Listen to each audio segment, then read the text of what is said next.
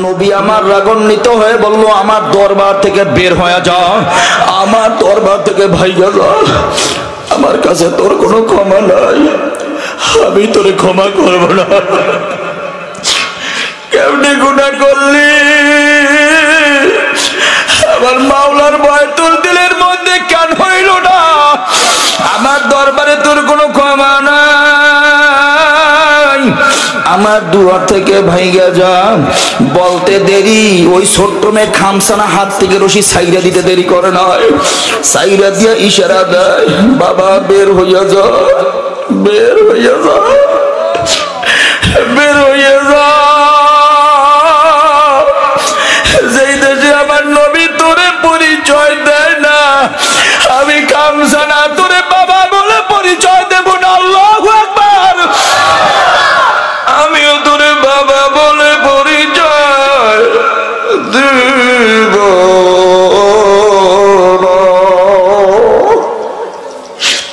বের হইয়া বের হইয়া গেল, বাহিরে গিয়ে আসমানের দিকে তাকাইয়া জোরে একটা ডাক দিছে, আল্লাহ। মোহাম্মদে একটা চিৎকার দিয়া ডাক দাও না রে বাবা, আল্লাহ মালিক। ওই সাহাবার মতো দেখো তোমার গোলামরাও তোমারে ডাক দিয়ে ফেলাইছে। সাহাবা রাদিয়াল্লাহু তাআলা আসমানের দিকে তাকাইয়া জোরে এমন একটা আল্লাহ বলে ডাক দিছে, আমার আল্লাহ সহ্য করতে পারে নাই, আল্লাহর আরশটা গরম হয়ে গেছে। আমার আল্লাহ ডাক দিয়ে কয়, জিবরাইল যাও যাও গিয়ে আমার বন্ধুরে সালাম জানাও, আর জিজ্ঞাসা করো আসমান জমিন কে বানাইছে। জিবরাইল আলাইহিস সালাম আয়েশা কয়, ইয়া রাসূলুল্লাহ ইয়া হাবিবাল্লাহ, আমার আল্লাহ সালাম জানাইছে আর জানবার চাইছে আসমান জমিন কে বানাইছে। নবী কয়, আসমান জমিন আমাকে, এমনকি আমার রিজিক তো আল্লাহই বানাইছে। জিবরাইল ডাক দিয়া কয়, নবী তাইলে যাই না না,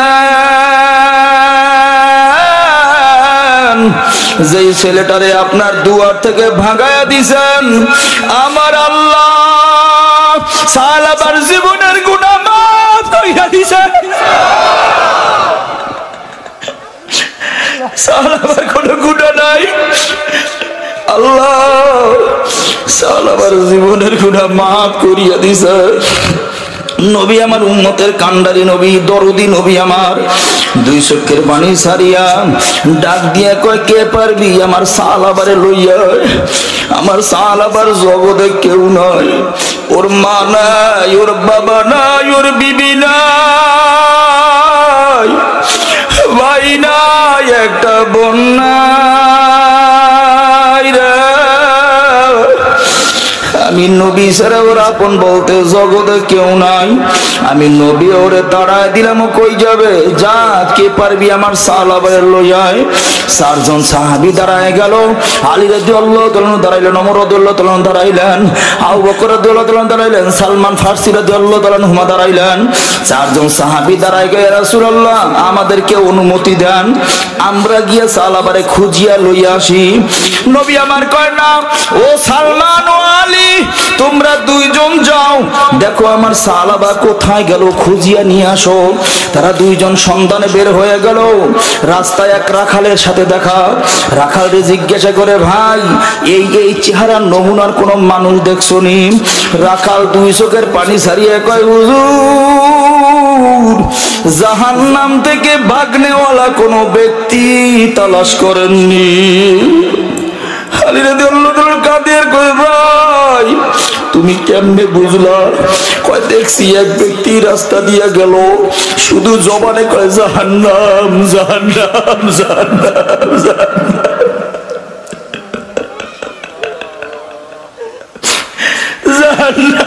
জাহান্নাম জাহান্নাম। হে বাবা, দুনিয়ার আগুনে ভয় পাও কেন? জাহান্নামের ভয় তোমার দিলের মধ্যে নাই। দুনিয়ার আযাবের ভয় পাও কেন? মাওলার কবরের আযাবের ভয় তোমার দিলে নাই। দুনিয়ার জেলখানারে ভয় পাও, মাওলার জেলখানা জাহান্নামের ভয় তোমার দিলে কেন নাই? জাহান্নাম থেকে বাগনেওয়ালা কোনো ব্যক্তি খোঁজেন। হ্যাঁ, দেখছি ব্যক্তি চিল্লাইতে চিল্লাইতে এই রাস্তা দিয়ে ওই জঙ্গলার দিকে চলে গেছে। অপেক্ষা করেন, ব্যক্তি প্রতিদিন সন্ধ্যা হয়ে গেলে এই গাছের গোড়ায় আইসা ব্যক্তি আসমানের দিকে তাকাইয়া সারা রাত শুধু জাহান্নাম জাহান্নাম বলে কাঁদে। রাত্র পার হইয়া যায়, ব্যক্তি ঘুমায় না। বাবা, অপরাধ হওয়ার পর কি পরিমাণ ভয় ছিল, আর আপনার আমার কি হালাত, কত অপরাধ হয়ে গেল, কোনো ভয় নাই, তওবা করার কোনো খেয়ালও নাই। সন্ধ্যা হয়ে গেল, বেলা গড়ায় যায়, হঠাৎ করে তাকাই দেখে সালাবা জংলা থেকে জাহান্নাম জাহান্নাম জাহান্নাম বলে চিল্লায় চিল্লায় বের হইতেছে। সামনে অগ্রসর হইয়া কদম বাড়াইয়া আলী রাদিয়াল্লাহু তাআলা সালাম দিয়ে কয়, সালাবা চলো, আমার নবী তোমাকে নিতে পাঠাইছে। সালাবা রাদিয়াল্লাহু তাআলা নবীর কথা শোনার সাথে সাথে ডাক দিয়ে কয়, ভাইরা আগে বলো আমার নবী কেমন আছে।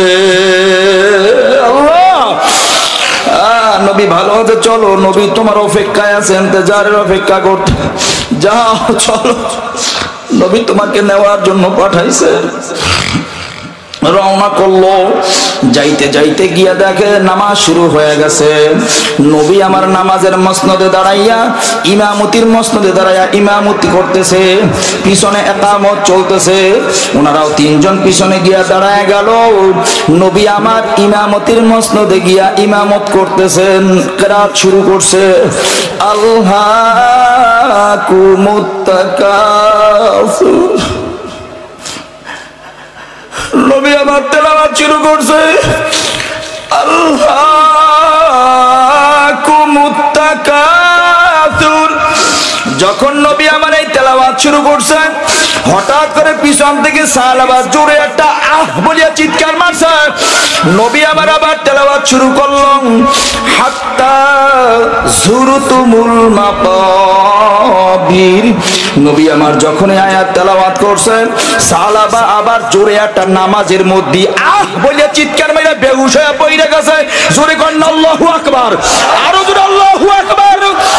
নামাজের মধ্যে জোরে আল্লাহু আকবার, জোরে একটা আহ বলে চিৎকার দিয়া বেহুশ হয়ে পড়ে গেল। নবী আমার নামাজ শেষ কইরা ডানে বামে সালাম ফিরাইয়া পিছনের দিকে তাকায় দেখে সাহাবা সোজা হইয়া পইরা রইছে। নবী আমার ডাক দিয়ে কয়, সালমান আমার সাহাবার চেহারার মধ্যে পানির ছিটা দাও। এই কথা বলার সাথে সাথে সালমান ফারসি রাদিয়াল্লাহু তাআলা আনহু চেহারাটা ঘুরাইয়া দুই চোখের পানি ছেড়ে দিছে। নবীর দিকে তাকায়, নবী সাহাবার চেহারায় পানির ছিটা লাগবে না,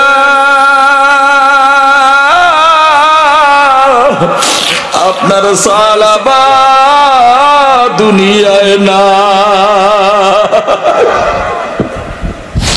নবী নামাজের মধ্যে চিৎকার দিয়া জাহান্নামের ভয়ে কলিজা ভাইটা জগৎ থেকে চলে গেছে। গুনার প্রতি কি ভয়, তোমার আমার কি ভয়। নবী আমার ডাক দিয়ে আলী সাহাবার চেহারাটা কাপড় দিয়ে ঢাইকা দাও। চেহারাটা কাপড় দিয়ে ঢাইকা দেওয়া হইল। ওদিকে তার ছোট্ট মেয়ে খামসানা শুনছে, নবী আমার আব্বুরে মাফ করে দিছে, নবী আমার আব্বুকে ফিরায় আনছে। এই কথা শুনে ছোট্ট মেয়ে খামসানা দৌড়ে আসছে, নবী বলেন না আমার আব্বু নাকি ফিরিয়ে আসছে, আমার আব্বু কই। নবী আমার ডান দিকে চেহারা ঘুরাইছে, ডান দিকে দাঁড়াইছে, নবী বলেন না আমার আব্বু কই। নবী আমার বাম দিকে চেহারা ঘুরাইল, বাম দিকে গিয়ে আঙ্গুলটা নেয়ার কয়, নবী বলেন না ও নবী আমার আব্বু নাকি ফিরে আসছে, আমার আব্বু কই। নবী আমার ডাক দিয়ে আলী খামসানারে ওর বাবার কাছে নিয়ে যাও।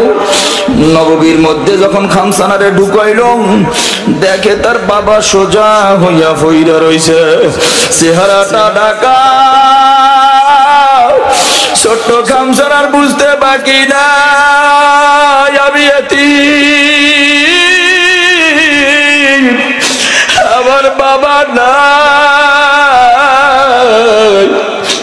আমার বাবা জগৎ ছাইরা চইলা গেছে। ছোট্ট মেয়ে গিয়া বাবার মাথার কাছে বইসা চেহারার কাপড়টা সরাইয়া কপালের মধ্যে চুম্বন দিয়া মাথাটাকে বুকের সঙ্গে জড়াইয়া ফোপায় ফোপায় কাঁদে আর কয়, আব্বু তুই কি জানো না জগতে আমার একটা ভাই নাই? বাবা তুই কি জানো না জগতে আমার একটা বোন নাই? বাবা তুই কি জানো না আমার মা নাই? ও বাবা জগতে আমার মা নাই, তুই জগতে ছিলি বড় আপন।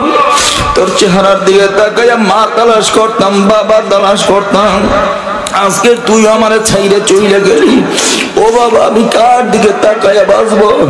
বিনায়া বিনায়া যখন ফোপায়ে ফোপায়ে কাঁদতেছিল, রহমাতুল লিল আলামিন দয়ার নবী আমার বরকতি হাত দুইটা বাড়ায় দিছে, বাড়ায় কয়, খামসানা কাইদো না রে। ও খামসানা তুমি কি চাও আমি নবী তোমার বাবা হব, আমার মেয়ে ফাতেমা তোমার বোন হবে? আল্লাহু আকবার কোন না?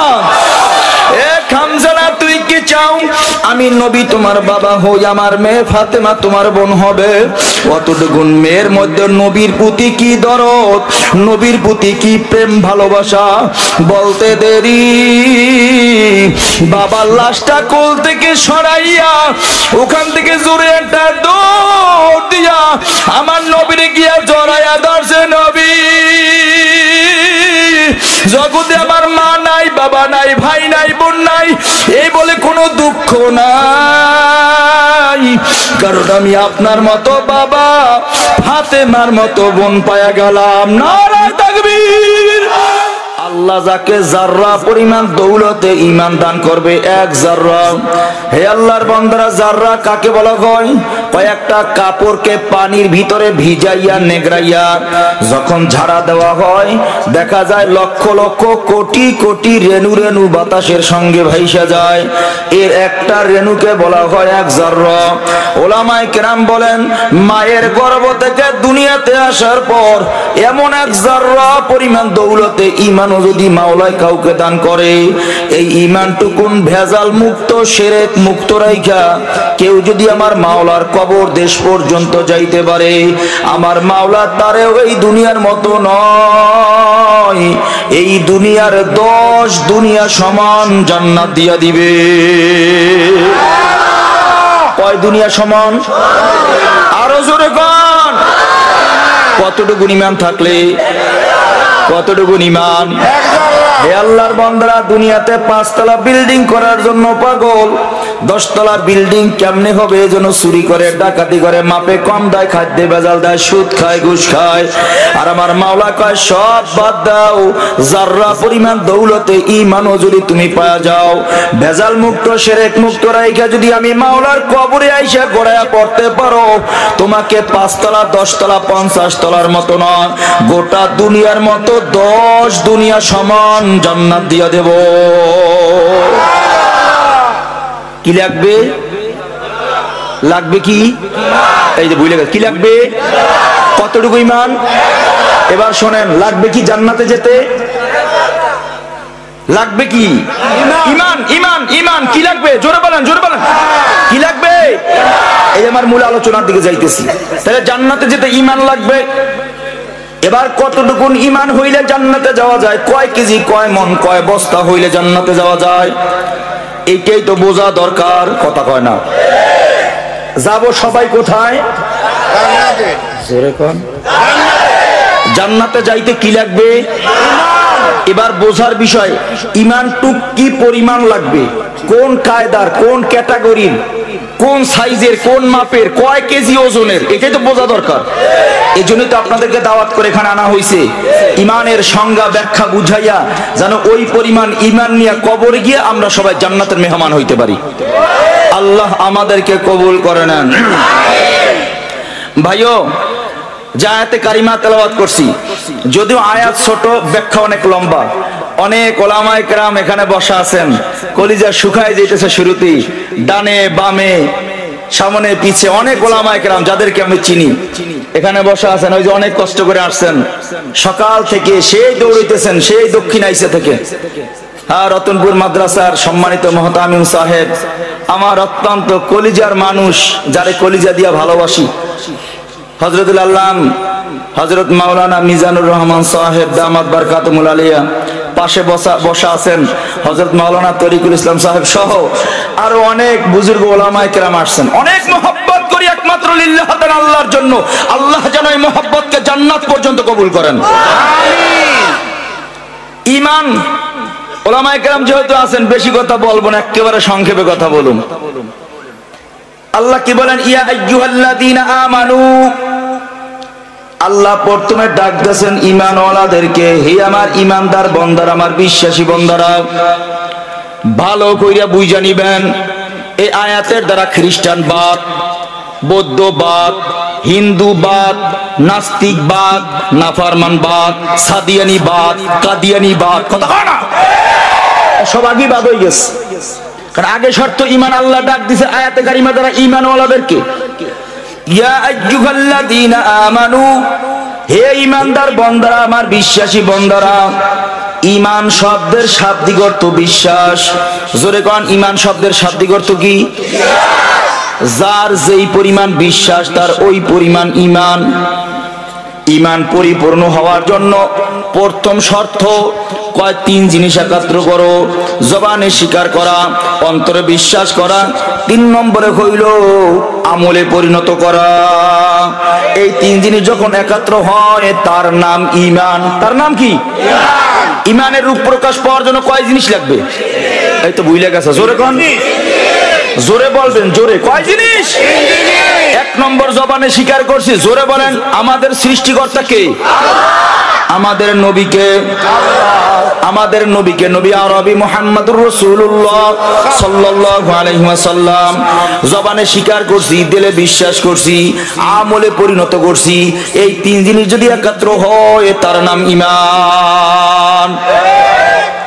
এবার জোরে কোন, সুদ খাওয়া কি? সন্দেহ নাই তো?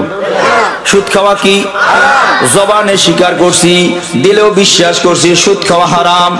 যারা সুদ থেকে ফিরে আসছে পরিপূর্ণ ঈমান, এখনো যারা এনজিওর সঙ্গে সম্পর্ক লাগাইছে, হইতে পারে নামাজি, হইতে পারে তাহাজ্জুদ গুজারি, দাড়িওয়ালা, টুপিওয়ালা, পাগড়িওয়ালা, কিন্তু পরিপূর্ণ ঈমানদার না। বোঝেন না বয়ান?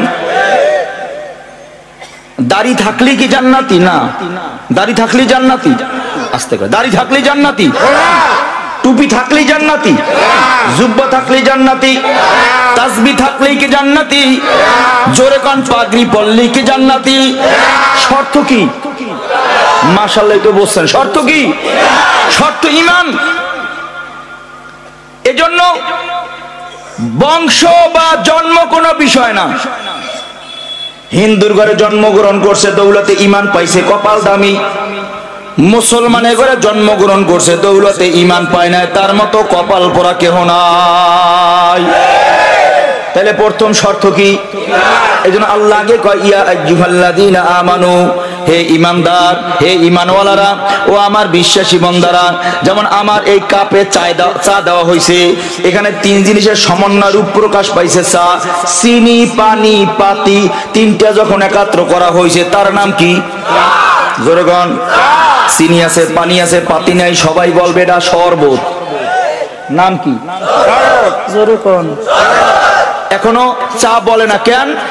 চা বলার জন্য একটা জিনিস দরকার, যার নাম পাতি, এইটা এখনো যোগ হয় নাই।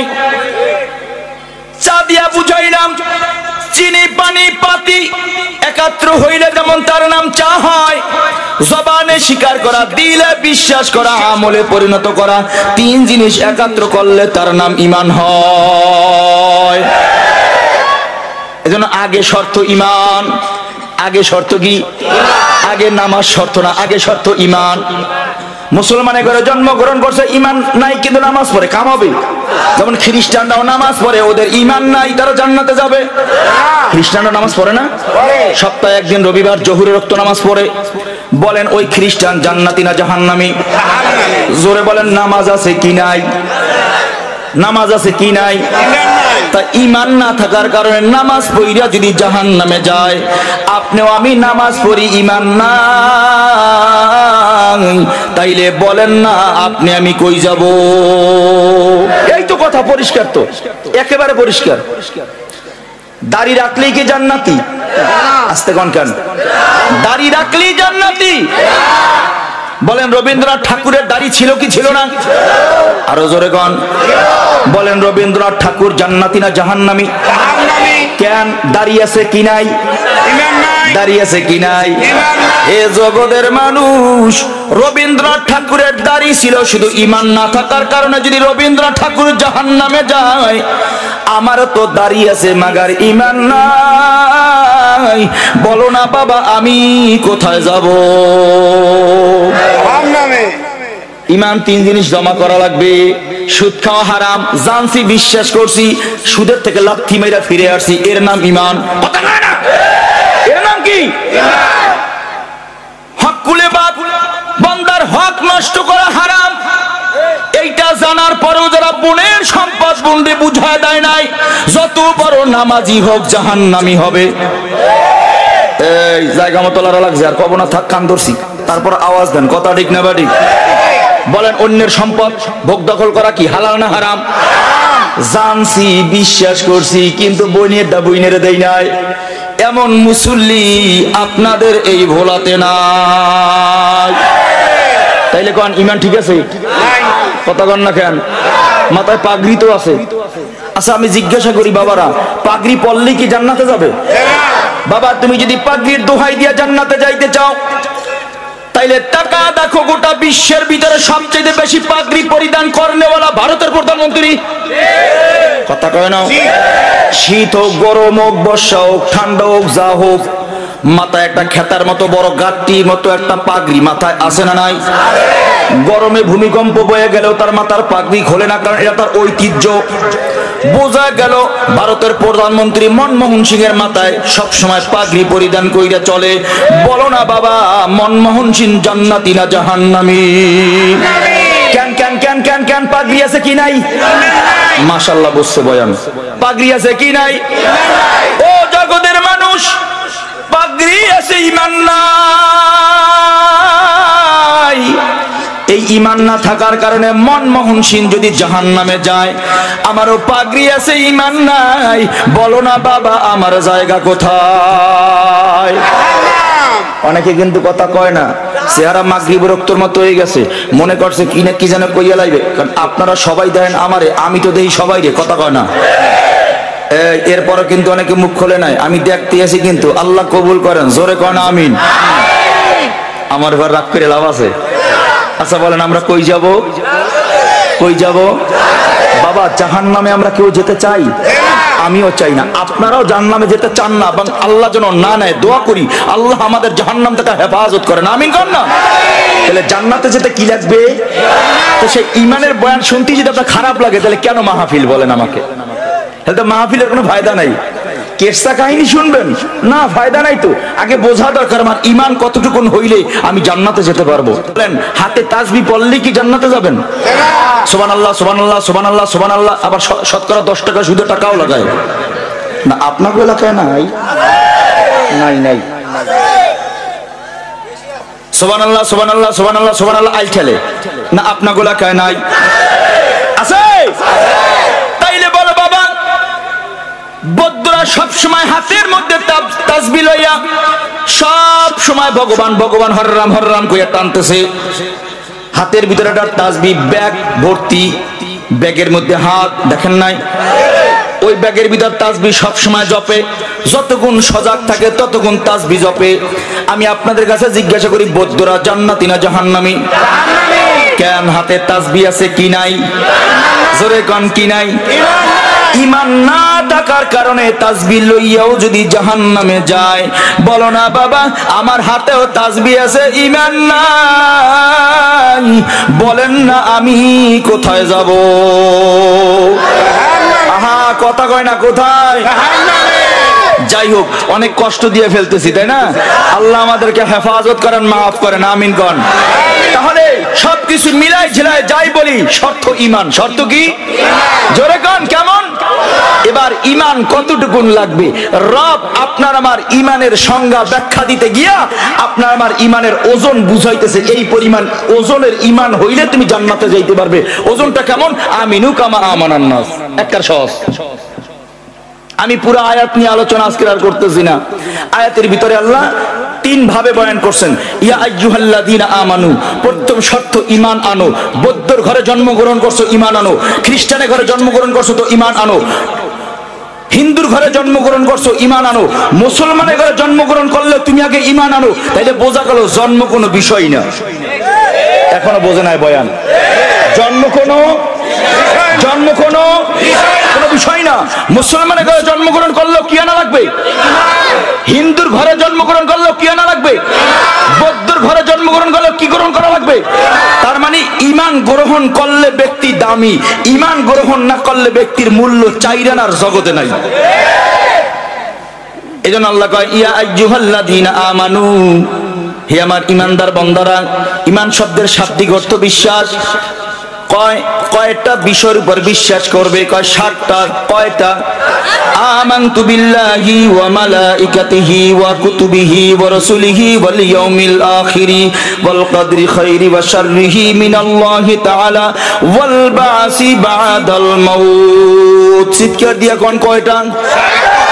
তিন জিনিস এক জায়গায় জমা করার নাম ঈমান। কিন্তু কয়টা বিষয়ের উপর বিশ্বাস করা লাগবে? 1 নম্বর আমানতু বিল্লাহ। জোরে কোন কার উপর ঈমান?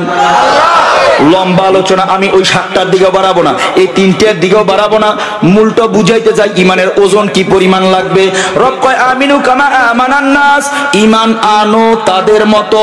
মুফাসসিরিনগণ বলেন এই নাসের মাদ্দা সাহাবা আজমাইনদের দিকে, তার মানে ঈমান আনো সাহাবীদের মতো।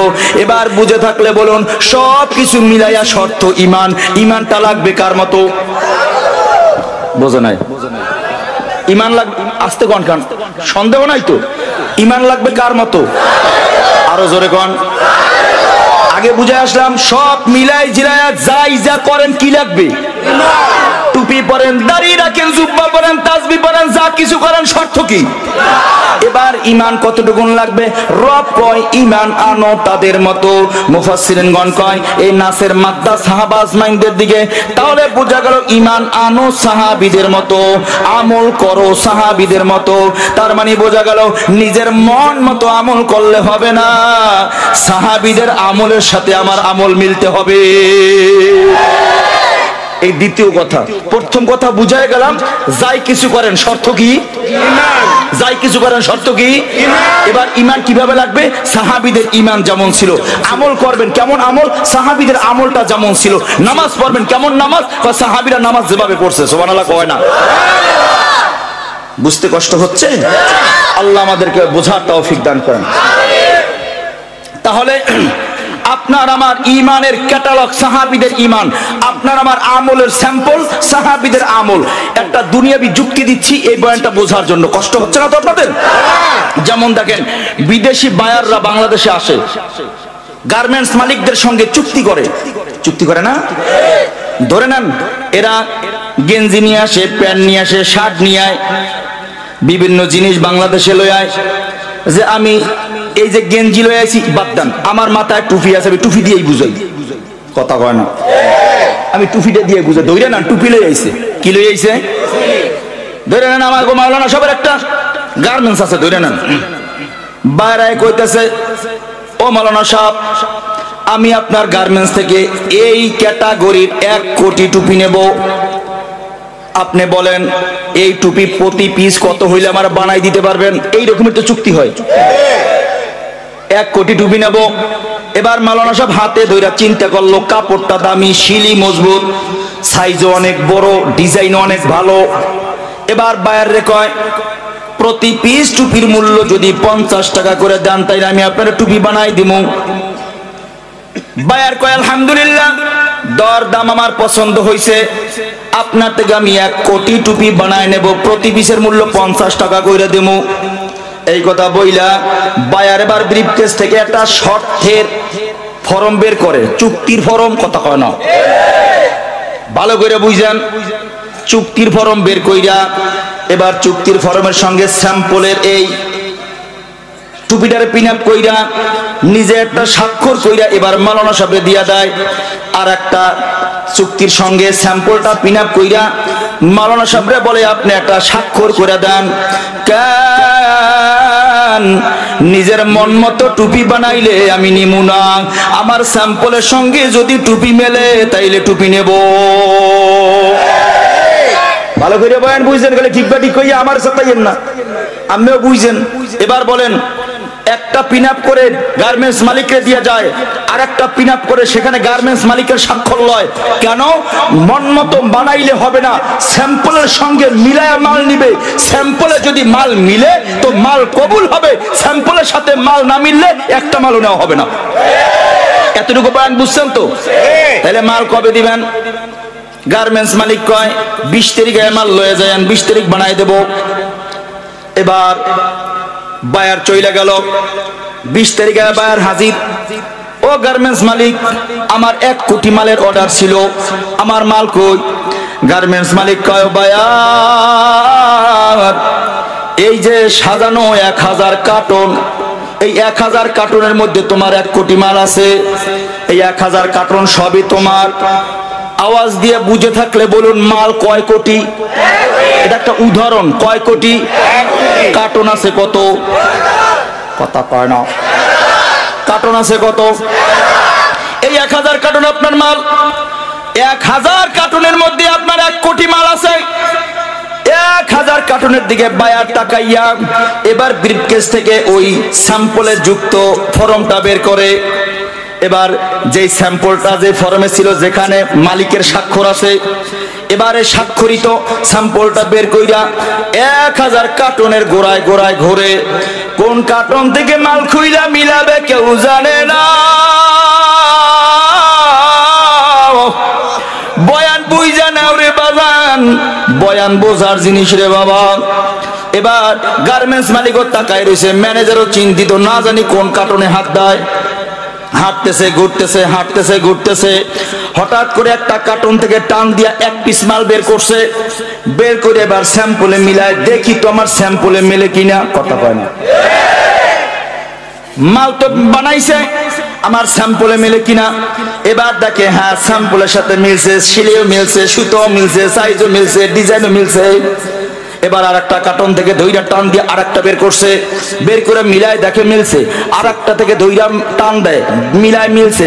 5টা থেকে 6টা কার্টন থেকে 6 পিস মাত্র মাল বের করে মিলাইছে। বলেন মাল কয় কোটি? এত আস্তে গুলো বান সাইরি দিন, আরো জোরে কোন। মিলাইছে মাত্র কয়টা? 5টা বা 6টা মাল মিলাইছে। মুস্কি একটা হাঁস দিয়া ফেলাইছে, তার কারণ হলো বায়ার বুইজা ফেলাইছে 5-6টা মাল যেহেতু মিলছে, বাকিটা মিলবে। 1 কোটি মাল কিন্তু ঢাইলা মিলায় না। 1000 কার্টন কিন্তু ফাইরা সিরা খুলিয়া ঢালে না।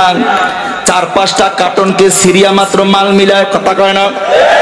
এবার মাল মিলিয়া গেছে, মুস্কি একটা হাঁস দিয়া বায়ার একটা চেক বের কইরা নিজের স্বাক্ষর করে গার্মেন্টস মালিককে ধরাই দিছে। ও গার্মেন্টস মালিক, এখানে তোমার 50 কোটি টাকার একটা চেক দিয়া দিলাম, যাও যে কোনো ব্যাংকে ধরাই দিলে তোমাকে 50 কোটি টাকা দিয়ে দিবে। আমার মালগুলা দিয়া দাও, আমি আজকের মালগুলা লইয়া আমার দেশে চইলা যাব। বলেন কির সাথে মিলছে? হ্যাঁ জোরে কোন। স্যাম্পল খাওয়াই দিয়ে এরপর যদি না বোঝেন কি করুম? আর কির সাথে মিলছে? নেগেটিভ নেন, এটা তো পজিটিভ বয়ান, নেগেটিভ বয়ান। এবার দইরা একটা টান দিছে, টান দিয়া স্যাম্পলের সাথে মিলায়।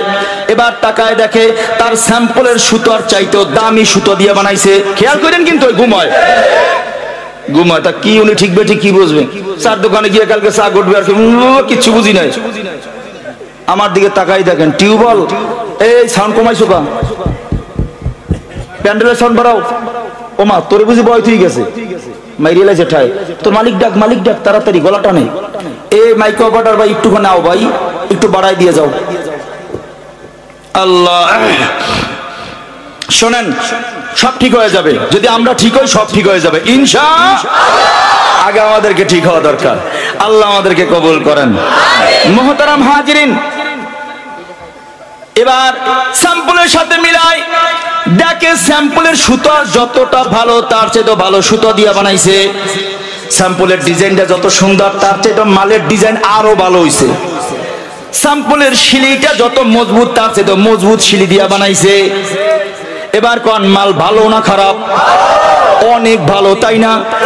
কারণ স্যাম্পলের সুতার চাইতে এই সুতাটা দামি সুতা, স্যাম্পলের ডিজাইনের চাইতে এই ডিজাইনটা আরো ভালো ডিজাইন, স্যাম্পলের শিলির চাইতে এই শিলিটা আরো মজবুত শিলি। কথা ঠিক না বাড়ি? এ জগতের মানুষ সব কিছু দামি দিয়া বানানোর পর একটু ব্যবধান হয়ে গেল। এই স্যাম্পলের যে বর্ডার দিছিল, স্যাম্পলের টুপির বর্ডার ছিল 5 সুতা, উনি যে বর্ডার বানাইছে ওই বর্ডারটা হয়ে গেছে 6 সুতা। কয় সুতা ব্যবধান? আরো জোরে কান। বুঝে থাকলে বলুন, বায়ার মাল নিবেনি? কেন নিবে না? এত ভালো সুতা, ভালো ডিজাইন, এত ভালো কাপড় দিয়া বানানোর পরেও বায়ার কেন নেয় না? যত পাও ধরবেন যে ভাই আপনারটা মাত্র 5 সুতা, আমারটা মাত্র 6 সুতা, 1 সুতা না ডিফারেন্স, ভাই নেন। সে বলবে না, এত ভালো সুতো দিয়ে আমি তোমারে বানাইতে বলি না, এত ভালো ডিজাইন আমি তোমারে দিতে কই নাই, আমি তো স্যাম্পল এজন্য স্বাক্ষর করিয়া তোমারে আমি ধরায় দিয়ে গেছিলাম। আমার মাল মিলবে স্যাম্পলের সাথে, যদি মিলে তাইলে মাল কবুল হবে, যদি না মিলে আমি এই মাল কিন্তু নেব না। আমার চুক্তির মধ্যে কিন্তু লেখা আছে সে সব মালগুলা রিজেক্টেড ঘোষণা করে দিয়ে চলে যায়। বাজান গো, বায়ার যেই মালটারে রিজেক্টেড ঘোষণা করে দিয়ে চইলা যায়, বায়ারের সঙ্গে যেই দরে মাল বিক্রি হয়েছিল ওই দরে আর বাংলাদেশে বিক্রি হয় না। বয়ান বলছেন তো, রিজেক্টেড মাল ওই দরে বাংলাদেশে বিক্রি হয়, গাইড মূল্যে বিক্রি হয়, লর্ডে বিক্রি হয়। কথা বলে না। এবার লাগবে ইমান। ইমান কতটুকুন লাগবে? রব কয় আমিনু কামা আমানান নাস। ইমানের স্যাম্পল কিন্তু সাহাবীদের ইমান। নিজে নিজে মন গড়া ইমান বানাইলে হবে না। ময়দানে মাহশারে আল্লাহ সাহাবীদের ইমানের সঙ্গে আমার ইমান রে মাপকাঠি করবে। বয়ান বুঝ জানেন, স্যাম্পল কিন্তু ঝুলায় রাখছে কিয়ামত পর্যন্ত, স্যাম্পল কিন্তু লটকায় রাখছে চোখের নাগালে। আমলটা কেমন হবে? নিজের মন গড়া আমল করলে চলবে না। হে জগতের মানুষ, আমলটা মিলবে সাহাবীদের আমলের সাথে, সাহাবীর ইবাদতের সাথে। ইবাদত যদি মিলে যায় এই ইবাদত কবুল, সাহাবীদের ইবাদতের সাথে যদি ইবাদত না মিলে আল্লাহ বলবে রিজেক্টেড। সোহকান সোহকান সোহকান সোহকান। কথা কয় না? ভাগো, এমন না, ধরে নেন, ধরে। কষ্ট হইতেছে আপনাদের? ইমান বুঝাইতেছি, ইমান। আহারে ইমান, যে যার মতো ইমান বানাইতেছি, যে যার মতো, যে যার মতো মডেল হইতেছি। মদিনার মডেলে কেউ মডেল হইতেছি না। কথা কয় না? যে যার মতো সাজতেছি, মদিনার সাজে কেউ সজ্জিত হচ্ছি না। যে যার মতো করে চলতেছি, মদিনার মতো করে কেউ চলতেছি না। কথা কয় না? আহারে কষ্ট, কত দিকের কথা বলবো। তাহলে বলেন আমলটা কেমন হবে? কিয়ামত পর্যন্ত সাহাবীদের আমলকে আল্লাহ ঝুলায় রাখছে, যে আমলটা দেখে দেখে আপনি আমি আমল শিখবো, ইবাদত করব। এবার কোন তাহলে আমার আমল মিলবে কার সাথে? আস্তে কয়, আমি কারে বুঝাইলাম এতক্ষণ? কার সাথে? এবার আসেন নম্বর 1, নামাজ তো আমরাও পড়ি, সাহাবীরাও পড়ছে, তাই না? তাহলে বলেন আমাদের নামাজটা মিলবে কার সাথে? এবার সাহাবীদের নামাজের হালাত লম্বা লম্বা ঘটনা সংক্ষেপ করে শোনাইতেছি বাবা। আপনি আমিও নামাজ পড়ি, সাহাবীরাও নামাজ পড়ছে। আলী রাদিয়াল্লাহু তাআলা আনহুর পায়ের মধ্যে তীর বিঁধে গেল, তীর ঢুকছে।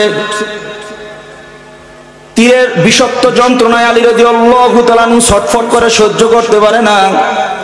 সাহাবা আজমাইন দৌড়ে গেলেন, ইয়া রাসূলুল্লাহ, আলী যন্ত্রণায় ছটফট করে, এমন একজন বীর সেনা আমাদের মাঝে দুর্বল হয়ে যাইতেছে, সহ্য হয় না গো নবী, পরামর্শ দেন কেমনে তীরটা বের করা যায়।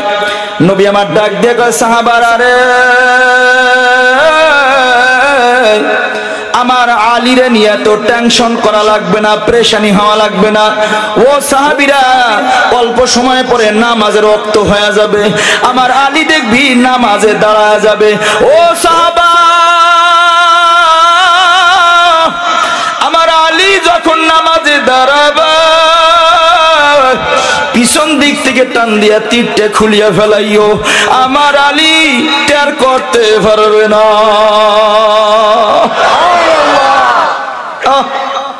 হায় নামাজ। আলী রাদিয়াল্লাহু তাআলা আনহু নবীজির পরামর্শ অনুযায়ী সাহাবীরা দাঁড়ায় রইছে। আলী রাদিয়াল্লাহু তাআলা আনহু নামাজে দাঁড়ায় গেল। আল্লাহু আকবার বলার পর পিছন দিক থেকে টান দিয়া জোরে তীর খুলে ফেলাইলো। আলী রাদিয়াল্লাহু তাআলা নামাজ পড়ে, নড়েও না, চড়েও না, কোনো শব্দ নাই। আলী রাদিয়াল্লাহু তাআলা নামাজে রত। নামাজ শেষ করে ডানে বামে সালাম ফিরাইয়া তাকায় দেখে চতুর্দিকে রক্ত। আলী রাদিয়াল্লাহু তাআলা দেখে, ও আমার সাথীরা, তো রক্ত কোথা থেকে আসলো? সাহাবা আজমাইন কাঁদে, দুই চোখের পানি সারিয়া কাঁদে আর বলে, ও আলী, তুমি কি কোনো কিছু টের করতে পারো না? কেন, কি টের করব? কয়, তোমার পায়ের ভিতরে যে তীর ঢুকছিল, তুমি নামাজরত অবস্থায় পায়ের থেকে তীর খোলা হয়েছে, তুমি কি টের করতে পারো না? এবার আলী রাদিয়াল্লাহু তাআলা আনহু দুই চোখের পানি সারিয়া কান্দা, ডাকে আর কয়, ও আমার সাথীরা, খোদার কসম, যে খোদার হাতে আমার জান, আমি যখন বলছি আল্লাহু আকবার, আমার আল্লাহ বড়, এই খেয়ালের সঙ্গে যখন আমি নামাজে দাঁড়াইলাম, আমার জগতে কোনো হুঁশ নাই। কোন ফাঁকে তোমরা আমার তীর খুলিয়া ফেলাইছো? খোদার কসম, যে খোদার হাতে আমার জান, আমি কসম করে বলি, আমি টের করতে পারি না। আল্লাহ, এলো নামাজ, এই হলো নামাজ। আর আপনার আমার নামাজের হালাত কি? পায়ে হাত রেখে বলে যাই, আপনার পায়ে জুতা আছে, আমি মৌলভী ইউনূসের পিঠ আছে, প্রয়োজনে জুতা দিয়ে আমার আঘাত করেন, তারপর কষ্ট পাবো না, তারপরে বলবো বয়ান বুঝা যান। নামাজটা লাগবে সাহাবীদের মতো। যদি সাহাবীদের নামাজের সঙ্গে নামাজ মিলে তো নামাজ কবুল, সাহাবীদের নামাজের সঙ্গে যদি নামাজ না মিলে, নামাজ রিজেক্টেড হয়ে যাবে। রব বলবে, এই নামাজ না, কথা কয় না। হে আল্লাহর বান্দারা, ধৈর্য নেন। ময়দানে মাশারে আল্লাহ যদি আমার জিজ্ঞায়, মৌলভী ইউনূস নামাজ আনছোস, ধৈর্য নেন। যদি আল্লাহ জিজ্ঞায়, কিতাবের মধ্যে তো আসছে, কিয়ামতের ময়দানে আল্লাহ সর্বপ্রথম নামাজের হিসাব লইবে। বাজান গো, আল্লাহ জিজ্ঞাইবে, নামাজ আনছোস? হ্যাঁ আল্লাহ আনছি। কই দে? ধৈর্য নেন। বলবো, আল্লাহ এই তো নামাজের পোটলা, এটা আমার নামাজ। হে আমার বাজান, আব্বুরা, আমার ভাই, আমার নামাজটা এক পাশে, অন্য পাশে যদি সাহাবীদের নামাজটা রাইখে আমার নামাজের পোটলাটা খোলা হয়, বাজান যদি ওই স্যাম্পলের সঙ্গে না মিলে, আল্লাহ বলবে, এই নামাজ চলে না। বুঝতেছেন আমার বয়ান? কষ্ট হয় না তো? তাইলে বলেন, নামাজ মিলবে কার সাথে? আমার নামাজ সাহাবীদের সাথে মিলে? কথা কন না কেন? স্যান্ডেল গঞ্জি গায়ে দেওয়া নামাজ, হাপাতার শাক গায়ে দেওয়া নামাজ, এইবার গামছা গায়ে দেওয়া নামাজ, এরপরে মুরগির বাচ্চার আদার খাওয়ার মতো নামাজ, কথা কয় না? সপ্তাহে এক ওয়াক্ত নামাজ পড়ে, তাও যায়, এক রাকাত পায়, খুতবা শুরু হয়েছে তখন যায়। আমি আপনাদের কাছে জিজ্ঞাসা করি, পায়ে হাত রেখে বলতেছি, বিনয়ের সাথে আদব রেখে, রাগ করিয়েন না বাবা, জোরে বলেন না, জোহরের নামাজ পড়া কি ফরজ না নফল? জোরে বলেন।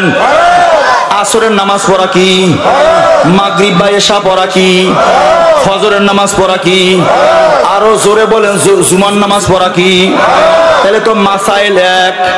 জুমার নামাজ পড়াও যেমন ফরজ, জোহরের নামাজ পড়াও তো ওই রকমের ফরজ। কথা ঠিক না ঠিক? অথচ জুমার দিনে তুমি কত গুরুত্ব দাও। জুমার দিনে মসজিদে জায়গা হয় না, পরদিন জোহরে একামত দেওয়ার লোকটা জোটে না। আমি কিভাবে বুঝাবো নামাজের গুরুত্ব? আমি জানি না। পা দুটো আগায় দেন, আমি আপনার পা দুটো জড়াই ধরে বুঝাই। আমি কেমনে বুঝাইলে বুঝবেন? জুমার দিনের গুরুত্ব তুমি দিলা, জোহরের নামাজের গুরুত্ব তোমার কাছে নাই। আমার বাজান, আমার ভাই, তাইলে কি জুমার নামাজ পড়া ফরজ, জোহরের নামাজ পড়া নফল হয়ে গেল? নফল যদি না হয়, যেই পরিমাণ জোহরের নামাজ জুমার নামাজে জামাতে লোক হয়, পরদিন জোহরে তো ওই পরিমাণ লোক হওয়ার কথা। কথা কয় না? কিন্তু হয়। বলেন হয়? নবীগণ ইসলাম কায়েম হবে তোমরা কখন বুঝবা? জুমা আর ফজরের জামাত যখন এক হইয়া যাবে। জুমার নামাজে যেমন লোক হবে, ফজরে ওই পরিমাণ লোক হবে। খালি তালেবানদের ইতিহাস তালাশ করেন, তাকায় দেখেন তালেবানরা তখন কালেমার বিজয় উড়াইতে পারছে। তাদের যখন জুমা আর ফজরের জামাতের লোক সেম সেম হয়ে গেছে, তারা বুঝিয়া ফেলাইছে ইসলামের বিজয় হবে। এরপর না জেহাদ শুরু করছে, যুদ্ধ শুরু করছে। এইবার কোন জুমার জামাত আর ফজরের জামাত আমাকে এক হয়? আসতে কয়। তা আপনি ইসলামের জন্য যতই বুলি ফুটান, লাভ হবে। এইবার বলেন, ইসলামের জন্য কাজ করবে হিন্দুরা,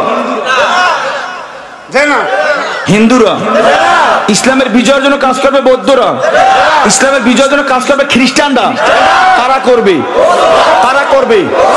এবার আসেন, মুসলমান যদি দাবি করেন, মুসলমান যদি দাবি করেন, তাহলে আপনার জন্য ইসলামের জন্য কাজ করা লাগবেই লাগবে। এবার আমরা করি, কত গণনা কেন? তাইলে আমরা আসি কই? সাহাবীরা বিবিকে বিধবা বানায় নাই দুনিয়ার জন্য না দিনের জন্য? আপনারা কথা কন না কেন? দুনিয়ার জন্য না দিনের জন্য? না খায়া পেটে পাথর লাগায় নাই দুনিয়ার জন্য না দিনের জন্য? মক্কা ছেড়ে মদিনা হিজরত করে নাই দিনের জন্য না দুনিয়ার জন্য? সন্তানকে এতিম বানায় নাই দুনিয়ার জন্য না দিনের জন্য? তাহলে সাহাবীদের আমলের সাথে আমল মিলতে হবে। প্রয়োজনে আপনাকেও বিবিকে বিধবা করার প্রস্তুতি নিতে হবে, প্রয়োজনে আপনাকেও সন্তানকে এতিম বানানোর প্রস্তুতি নিতে হবে, প্রয়োজনে না খেয়ে মাঠে থেকে পেটে পাথর বাঁধতে হবে, তারপর না মুমিন দাবি করা যাবে। আমি আগেই বলে গেছি, দাড়ি রাখার নাম মুমিন না। আপনি দাড়ির বড়াই দিয়ে মুমিন হইলে, তাহলে সবার আগে মুমিন হবে রবীন্দ্রনাথ ঠাকুর।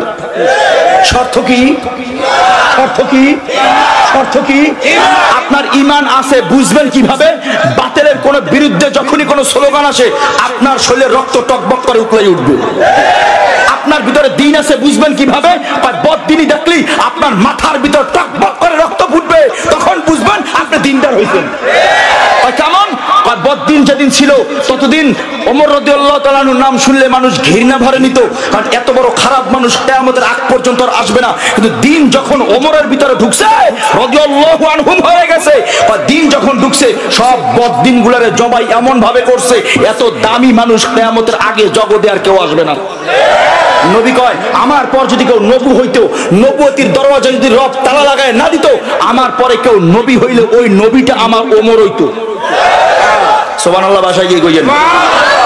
তাহলে বলেন, দিন গ্রহণ করার আগে ওমর রাদিয়াল্লাহু তাআলার মতো, তখন রাদিয়াল্লাহু হয় নাই, ওমরের মতো এত খারাপ মানুষ কিয়ামত পর্যন্ত আর কেউ আসবে?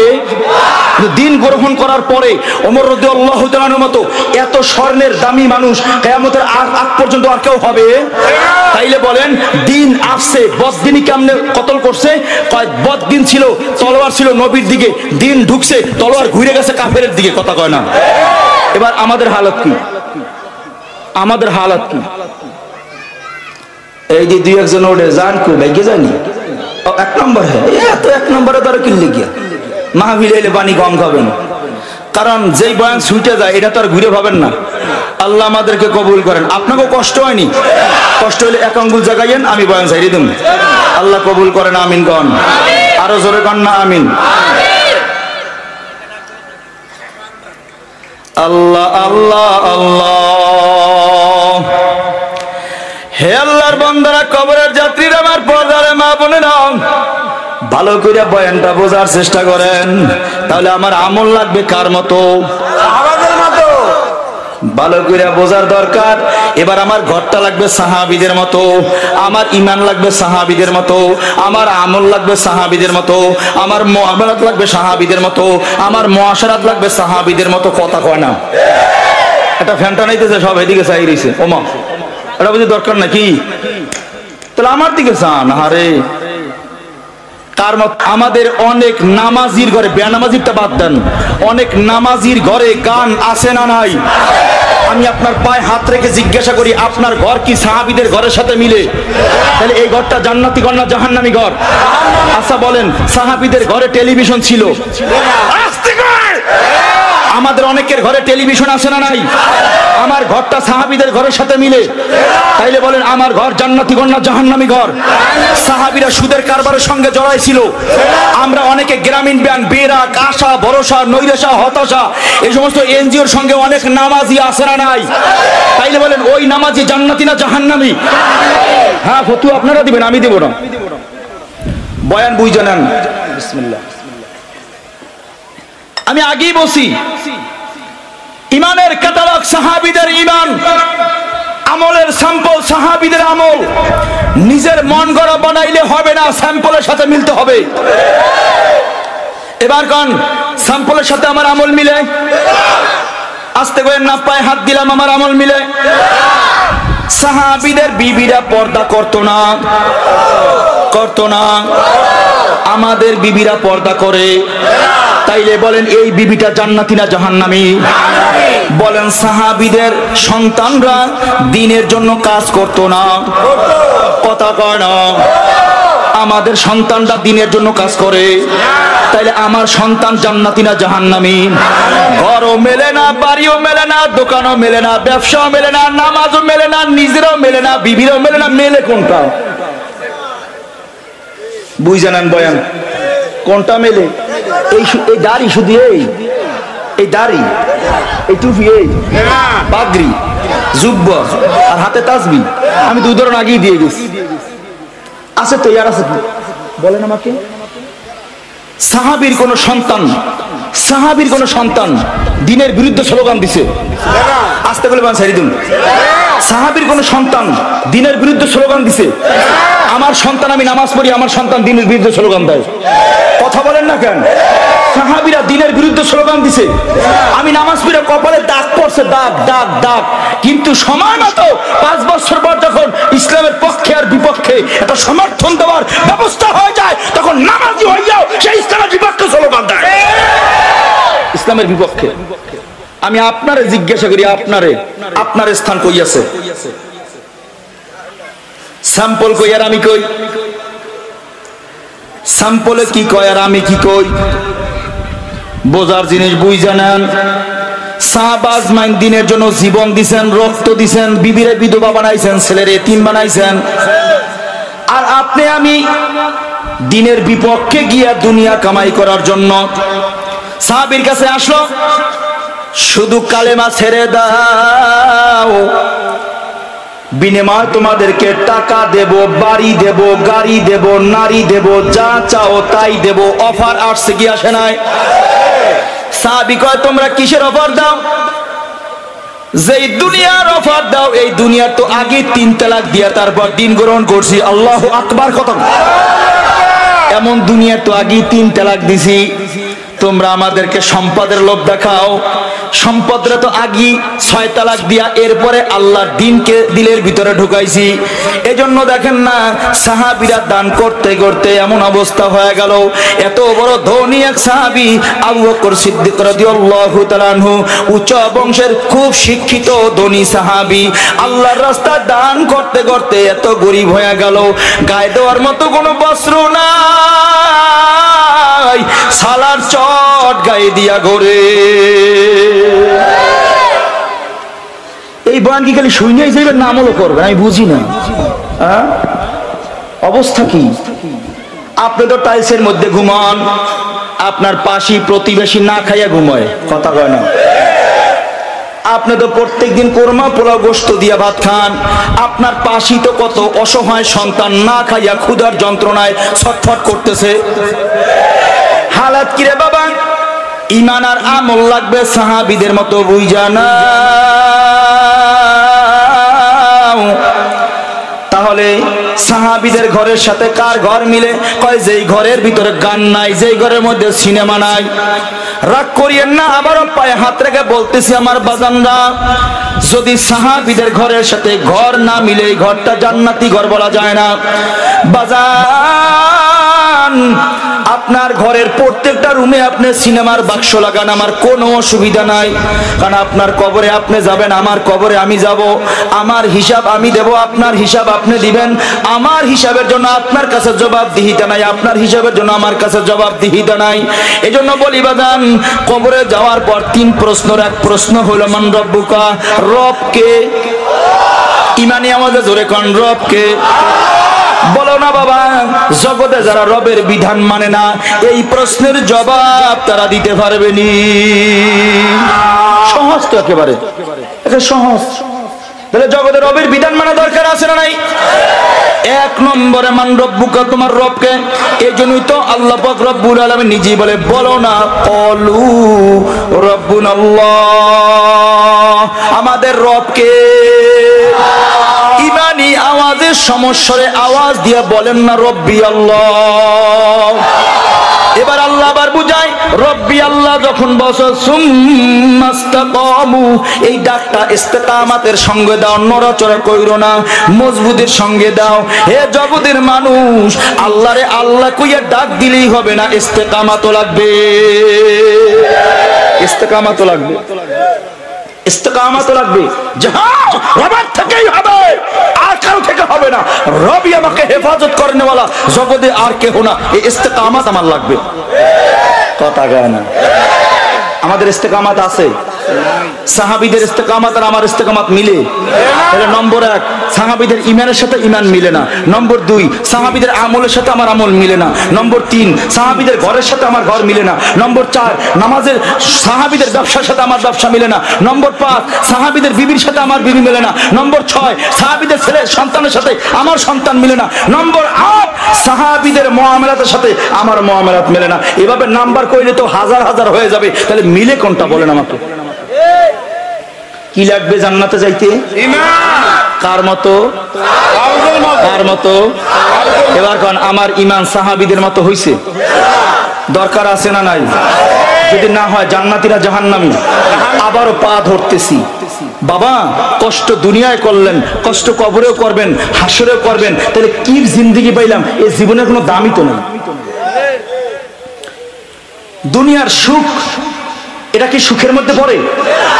কিতাবের মধ্যে আসছে, কিয়ামতের ময়দানে একদল সুখী, যে জীবনে দুঃখ কি জিনিস চোখেই দেখে নাই, এটা কোনো সুখী মানুষকে ডাইকে জিজ্ঞাসা করা হবে, ও জগতের মানুষ, তুমি দুনিয়াতে কতটুকু সুখী ছিলা? সে বলবে, খোদার কসম, আমি জগতে একটা মুহূর্তের জন্য সুখে ছিলাম না, কারণ ওই জগতের অশান্তি দেখা দুনিয়ার শান্তির কথা ভুলেই যাবে। এ কথার ওজন কত বলেন আমাকে? এ কথার ওজন কত? দুনিয়াতে একটা লোক চির দুঃখী, যার জীবনে কোনো সুখ বলতে কোনো জিনিস আসে নাই, এমন একটা মানুষকে জিজ্ঞাসা করবে, রব তুমি জগতে কি পরিমাণ দুঃখী ছিলে? সে ওই জগতের সুখ দেখে বলবে, আল্লাহ জগতে আমার বিন্দু পরিমাণ কোনো দুঃখ ছিল না। তাহলে খসরাত দুনিয়া বল আখিরাত, দুনিয়া ক্ষতিগ্রস্ত, আখিরাত ধ্বংস, তাহলে এই জীবনের কি মূল্য আছে বাবা? হাতে পায়ে ধইরা বারবার বুঝায় গেলাম, বুঝবেন না, বুঝবেন আপনার ব্যাপার বাবা। ঈমান লাগবে জান্নাতে যাওয়ার জন্য, ঈমান ব্যতীত জান্নাতে যাওয়া যাবে না। আমল লাগবে জান্নাত কামাই করার জন্য, আমল ব্যতীত জান্নাত কামাই করা যাবে না। ঈমান আর আমল কেমন লাগবে? আমার মাওলা ঈমান আর আমলের ক্যাটালগ স্যাম্পল আপনার আমার চোখের সামনে ঝুলায় রাখছেন। দেইখা দেইখা ঈমান বানাও, দেইখা দেইখা আমল মিলাও। মন মতো আমল করলে হবে না, দেইখা দেইখা মিলাও সাহাবীদের সাথে মেলে কিনা। তাইলে বলেন, সাহাবীদের সঙ্গে আমল আর ঈমান মিলানোর জন্য আপনার আমার চেষ্টা করা লাগবে কি লাগবে না? আব্বুরা পায়ে হাত দিয়ে বললাম একটু জোরে বলেন, অল্প সময়ের ভিতরে মোনাজাত হয়ে যাবে, লাগবে কি লাগবে না? হে বাবা, তাইলে বলবেন হুজুর আমরা চেষ্টা বা কি পরিমাণ করব? চেষ্টার ব্যাখ্যা অনেক লম্বা, আমি ব্যাখ্যা আজকে দিচ্ছি না বাবা, শুধু বোঝানোর জন্য ঘড়ি ধরা 2-3 মিনিটের ভিতরে একটা যুক্তি দিচ্ছি। চেষ্টা কতটুকুন করবেন? ওলামায়ে কেরাম বলেন, পয়গম্বরের দিকে তাকায় দেখো, পয়গম্বর ইউসুফ আলাইহিস সালাতু ওয়াস সালাম চেষ্টা যেইভাবে করছে, ওইভাবে যেই মুমিনটা চেষ্টা করবে তার নাম হবে চেষ্টা। কয় কেমন? 7টা দরওয়াজার মধ্যে 7টা মজবুত তালা লাগাইয়া বিবি জুলাইখা কয় আসো আসো, গুনাহ না কইরা উপায় নাই, এবার তুমি আমার থেকে বাঁচতেও পারবে না, 7টা দরওয়াজার মধ্যে 7টা মজবুত তালা লাগানো, তুমি বের হইয়াও যাইতে পারবে না, এবার আসো তোমাকে গুনাহ করাই লাগবে। এবার তাকায় দেখলো পয়গম্বর,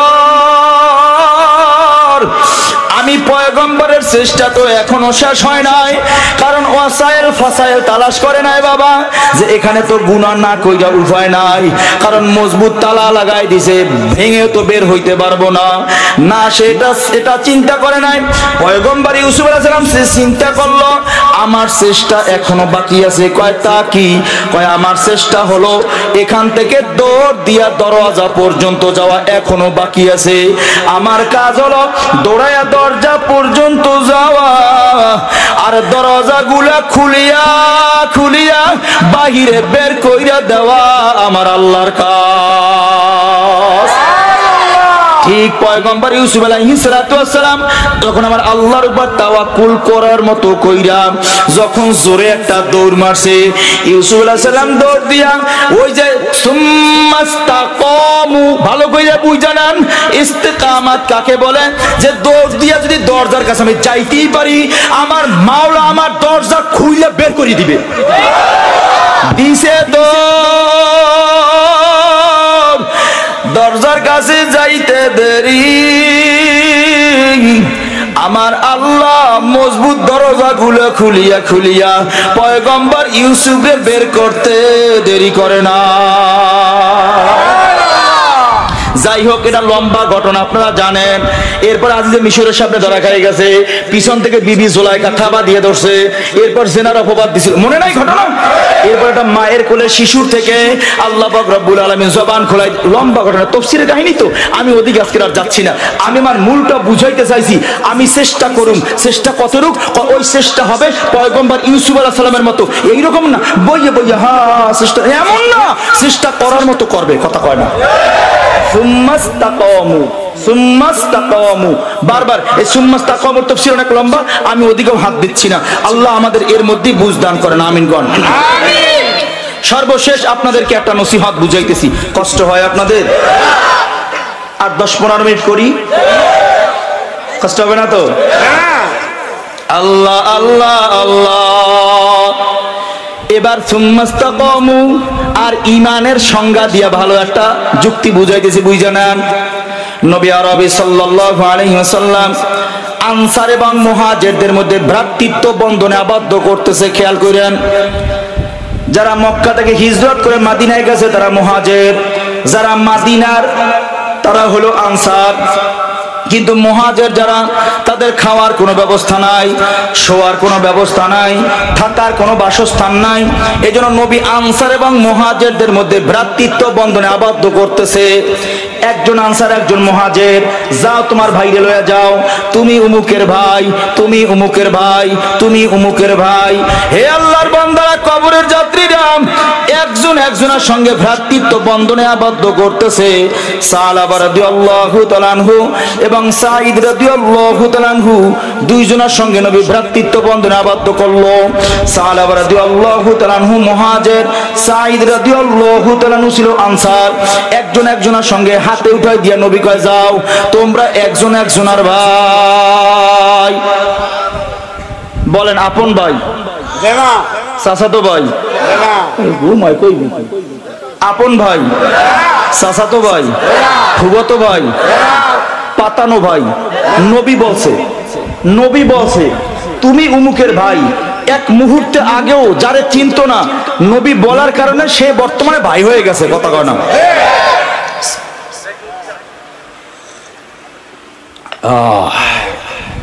জুয়ান মানুষ ওড়াউড়ি করে কা এত বেসাবে ধরে আল্লাহ। তাহলে দেখেন আনসার এবং মুহাজির দুইজনের মধ্যে এই আল্লাহ রাস্তায় এখন থেকে এই ঘটনাটা পর্যন্ত কেউ উঠবেন না, কারণ আমার জেহেন নষ্ট হয়ে যায়। আল্লাহ আমাদেরকে কবুল করেন। প্রস্তাবে আসলে একটু ধৈর্য ধরে বসে থাকেন, দোয়া করি আল্লাহ যেন, অনেক অসুস্থ রোগী আছে হয়তো ধরে রাখতে পারে না, ডায়াবেটিস আছে, বিভিন্ন সমস্যা আছে, আল্লাহ আজকের এই দিনের বরকতে সব রোগীদেরকে আপনি পরিপূর্ণ সুস্থতার নেয়ামত দান করেন। দোয়া করতেছি, আমি মুসাফির হালাতে আছি, আমার দোয়া কবুল হবে, এই জন্য দোয়া করি আল্লাহ যেন সবাইকে পরিপূর্ণ শেফায়ে কামেলা আজলা দান করেন। আমিন। সাহাবা রাদিয়াল্লাহু তাআলা সাঈদ রাদিয়াল্লাহু তাআলার হাতে ভ্রাতৃত্ব বন্ধন আবদ্ধ করে দিয়ে কয়, যাও সাহাবা সাঈদের সাথে যাও। আর সাঈদ রাদিয়াল্লাহু তাআলাকে বলল, সাঈদ সাহাবা কিন্তু তোমার ভাই, যাও তোমার ভাইকে তুমি একটু সুন্দর ব্যবস্থা করে দাও। সুবহানাল্লাহ হবেন না? আল্লাহ আল্লাহ আল্লাহ। নবী আমার হাতে হাতে উঠে দিয়ে ভ্রাতৃত্ব বন্ধনে আবদ্ধ করে দিল। সাহাবা রাদিয়াল্লাহু তাআলা সাঈদ রাদিয়াল্লাহু তাআলাকে নিয়ে যাইতেছে। সাঈদ রাদিয়াল্লাহু তাআলা বাসায় নিয়ে সাহাবাকে সুন্দর করে বসার ব্যবস্থা, শোয়ার ব্যবস্থা কইরা দিল। এর মধ্যে আবার ঘোষণা চলে আসলো, জিহাদ।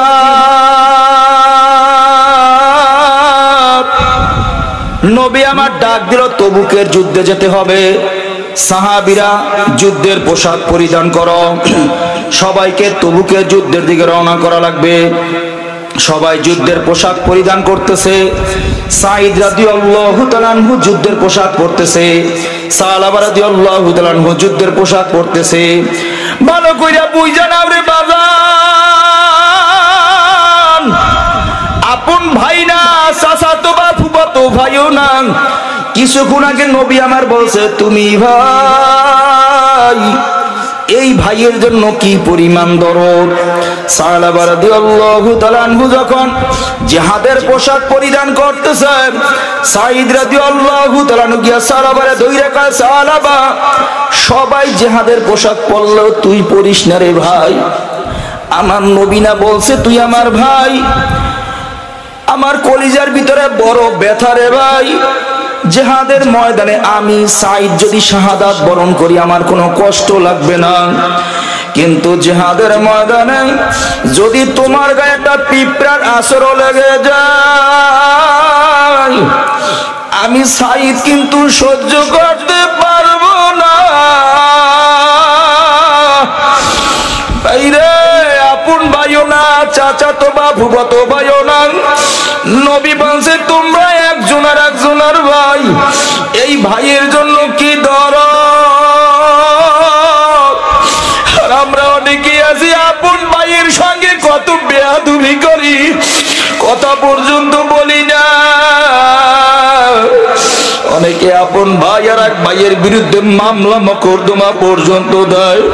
ও আমার ভাই, আমার বাবা, পা দুইটা গায়া দাও, তোমার পা দুইটা জড়াইয়া বলি, সাহাবীদের আমলের সাথে যদি আমল মিলাইতে না পারো বাবা কি নিয়া কবরে যাইবা, উপায় বুঝি হবে না। সাঈদ রাদিয়াল্লাহু তাআলা বলে, সাহাবা সবাই জিহাদের পোশাক পরলো, তুমি পরো না, কারণ জিহাদের ময়দানে তুমি যদি আঘাত প্রাপ্ত হও আমি সহ্য করতে পারবো না। জিহাদের ময়দানে চলে গেল। সাঈদ রাদিয়াল্লাহু তাআলা কে বইলা যায়, ও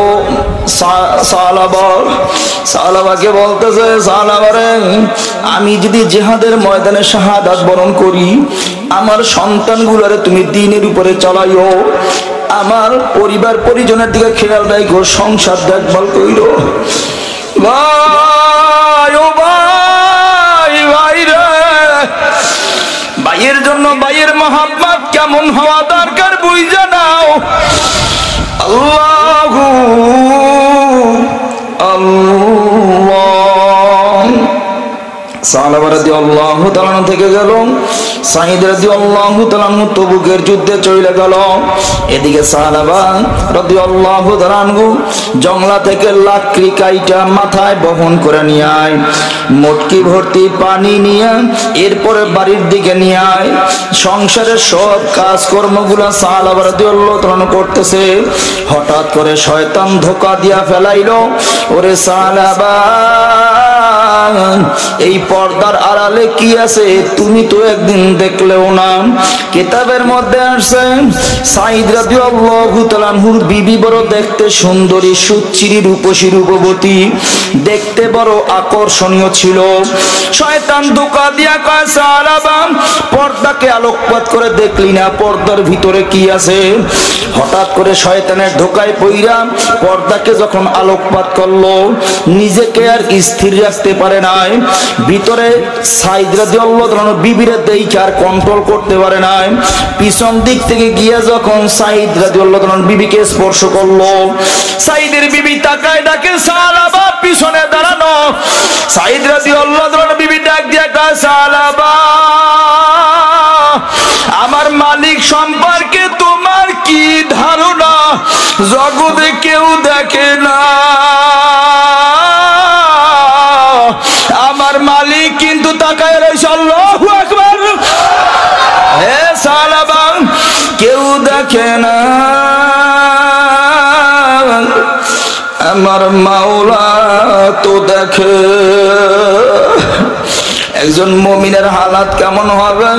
কোন গুনার কাজ হয়ে যাইতেছে, এই অবস্থায় যে তারে কেউ মাওলার কথা স্মরণ করায় দেয়, আমার মাওলার জাহান্নামের কথা স্মরণ করায় দেয়, সাথে সাথে সে গুনাহ থেকে ফিরে আসবে। এটা হলো মুমিনের চরিত্র। কিন্তু বাবা আমাদের কি হইল?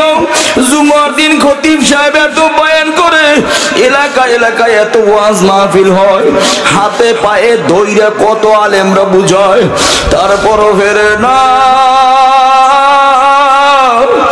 বলো না বাবা এটা কি মুমিনের চরিত্র হইতে পারে?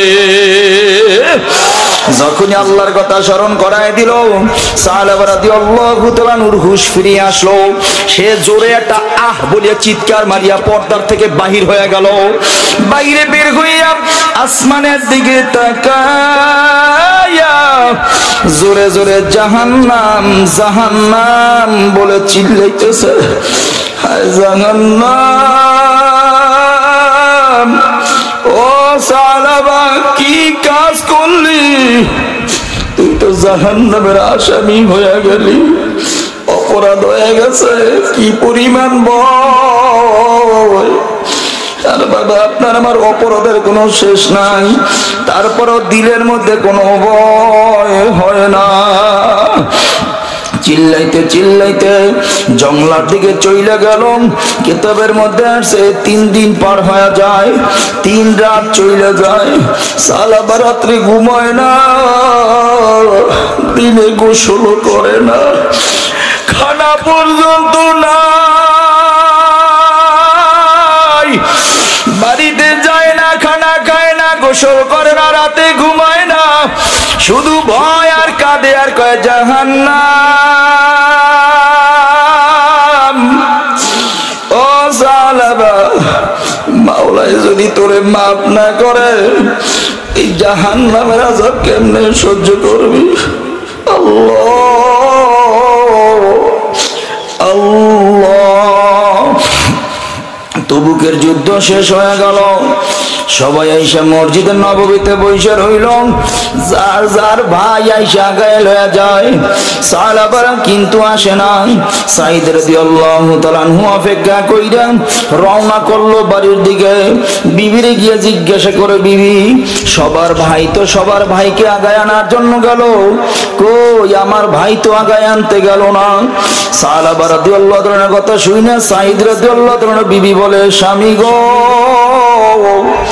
আপনার ভাই তো আপনার হেরেমের ইজ্জত রক্ষা করে না। ও ভাই, আপনি আমি হইলে কি বলতাম? আপন ভাই তো আর না, নবী পাতায় দিছে পাতানো ভাই। এরপর ওরে এত আমি মহাব্বত করলাম, জিহাদের ময়দানে পর্যন্ত নিলাম না, এত বিশ্বাস করলাম, তারপর কেমনে এই কাজ করলো? আপনি আমি হইলে কি করতাম?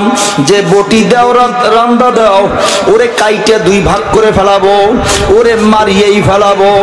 কিন্তু তাকায় দেখো, সাহাবার কথা শুইলাম, সাঈদ রাদিয়াল্লাহু তাআলা বিবির দিকে তাকায় ডাক দিয়া কয়, বিবিরা, সাহাবা সম্পর্কে খারাপ মন্তব্য কইরো না। আমার নবী বলছে ও আমার ভাই,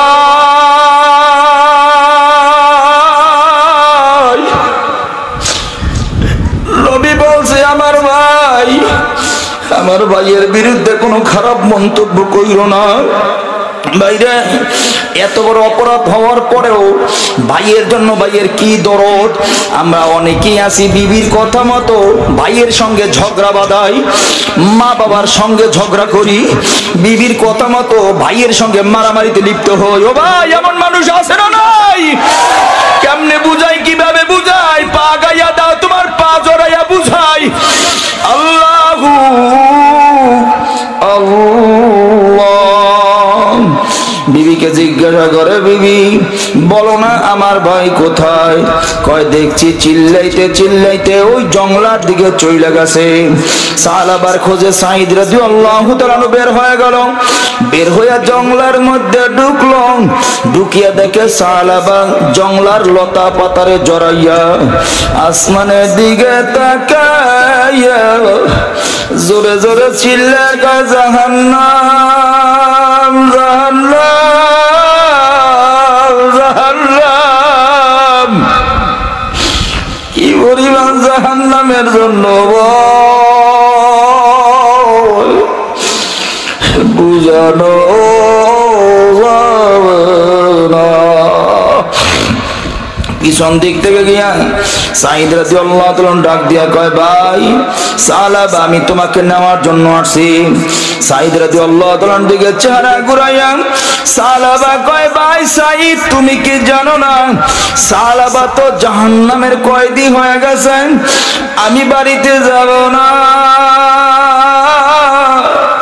আমার মাওলা যতক্ষণ পর্যন্ত আমাকে মাপের ঘোষণা না দিবে, আমি জাহান্নামের কয়েদি হইয়া বাড়িতে যাব না।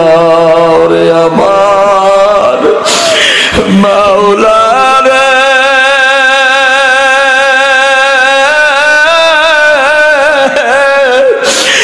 আমার মায়ার মাহবুব রে, তোমারে বুঝি আমরা পাইলাম না। চলো তোমাকে নেওয়ার জন্য আসি। না ভাই, আমি যাব না। কয় তাড়াতাড়ি চলো, আমরা নবীর কাছে যাই, নবী তোমারে তওবা করায় দিবে। এ ভাই, গুনাহ করার পর তার দিলের ভিতরে কি পরিমাণ ভয়। কয় তাইলে আমি নবীর কাছে যাইতে পারি। ভাগা গোলামকে যেমন হাতে পায়ে রশি লাগায় লয়া যায়, তুমি যদি আমার হাতে পায়ে রশি লাগাইয়া টানতে টানতে নবীর কাছে লয়া যাইতে পারো, জানো নবী দূর থেকে দেখেই বুঝতে পারে আমি অপরাধ কইরে ফেলাইছি। মাওলা যেন আমার এই উসিলায় মাফ করে দেয়। বাবা, অপরাধ হয়ে গেছে কি বল বাবা, আমল লাগবে কিন্তু সাহাবীদের মতো আমল, ঈমান লাগবে কিন্তু সাহাবীদের মতো ঈমান। কথা অনুযায়ী হাতে পায়ের মধ্যে রশি লাগাইয়া এবার আগে আগে টানতেছে, পিছনে সাহাবা যায়। সর্বপ্রথম গিয়া আবু বকর রাদিয়াল্লাহু তাআলা দুয়ারে হাজির। ভাই আবু বকর, এই অপরাধ হয়ে গেছে, আমারে তওবা করা দেন। আবু বকর রাদিয়াল্লাহু তাআলা ডাক দিয়া কয়, দ্রুত আমার দুয়ার থেকে বাইরে যাও। আমার নবী বলছে, গুনাহগারদের কারণে কোনো আযাব যদি আসমান থেকে চলে আসে, ওই গুনার কারণে নেককার বদকার উভয় ধ্বংস হয়ে যাবে। আমার দিলে ভয় হয়, তোমার গুনার কারণে আল্লাহ যদি কোনো আযাব চাপায় দেয়, না জানি ওই আযাবের ভিতরে আমিও পইড়া যাই। তারা গুনারে কি পরিমাণ ভয় করত। আর তোমার আমার সম্পর্ক সুদখোরের সঙ্গে, ঘুষখোরের সঙ্গে, চোরের সঙ্গে, বেনামাজির সঙ্গে, হারামখোরের সঙ্গে। জোরে বলো কথা ঠিক না বা ঠিক? কি ইমান লইয়া কবরে রওনা করছো বাজান? বুঝে শুই না কবরের দিকে রওনা করিও। সেখান থেকে ওমর রাদিয়াল্লাহু তাআলা আনহু দৌড়ে গেল, গিয়া কয় হুজুর আমি এই অপরাধ করছি, আমারে তওবা করা দেন। ওমর রাদিয়াল্লাহু তাআলা আনহু বলে আমার মন চায় তোর চুলগুলো ধইরে আমি টাইনা ছিঁড়িয়া ফেলাই। আমার নবীর জবান থেকে জাহান্নামের বয়ান শোনার পরেও, আমার মাওলা কোরআনে এত আয়াত নাজিল করার পরেও কেমনে গুনাহ করলি, দিলের ভিতরে কেন ভয় হয় না? আমার কাছে কোনো ক্ষমা নাই, আমার দুয়ার থেকেও ভাইয়া যাও। সেখান থেকে রওনা করছে নবীর দরবারে। নবীর দরবারে যায়, আগে আগে সাঈদ রাদিয়াল্লাহু তাআলা রশি লইয়া টানতেছে, পিছনে পিছনে সাহাবা যায়। কিতাবের মধ্যে আছে সাহাবা রাদিয়াল্লাহু তাআলা আনহুর ছোট্ট একটা মেয়ে, 7 বছর, নাম ছিল খামসানা।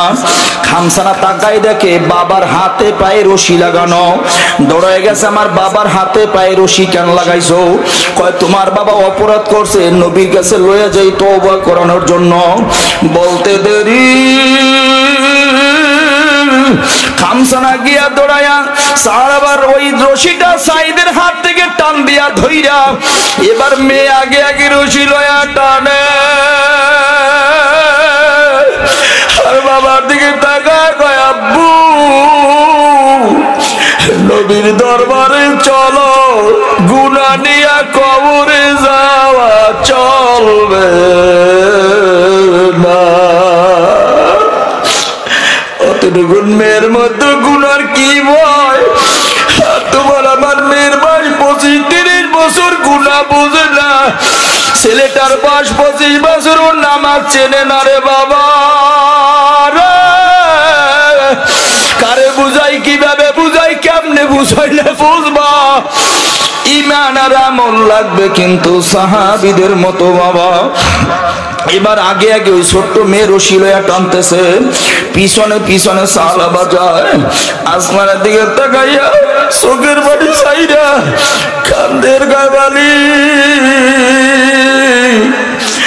মেয়ের হাতে রশি আগে আগে টানে, তুমি কি আমাকে মাফ করবা না? এবার নবীর দুয়ারে হাজির। নবীর কাছে গিয়ে সব ঘটনা শোনায়, কই ইয়া রাসূলুল্লাহ, ইয়া হাবিবাল্লাহ, আমি অপরাধ করে ফেলাইছি, আমারে তওবা করা দেন। নবী আমার রাগান্বিত হয়ে বলল আমার দরবার থেকে বের হয়ে যা, আমার দরবার থেকে ভাইগা যা, আমার কাছে তোর কোনো ক্ষমা নাই, আমি তোরে ক্ষমা করব না। কেমনে গুনাহ করলি? আমার মাওলার ভয় তোর দিলের মধ্যে কেন হইল না? আমার দরবারে তোর কোনো ক্ষমা নাই, আমার দুয়ার থেকে ভাইগা যা। বলতে দেরি, ওই ছোট্ট মেয়ে খামসানা হাত থেকে রশি ছাইরা দিতে দেরি করে নয়, ছাইরা দিয়া ইশারা দেয়, বাবা বের হইয়া যা, বের হইয়া যা, বের হইয়া যা। যেই দেশে আমার নবী তোরে পরিচয় দেয় না, আমি খামসানা তোরে বাবা বলে পরিচয় দেব না। আল্লাহু আকবার। আমিও তোরে বাবা বলে পরিচয় দেব।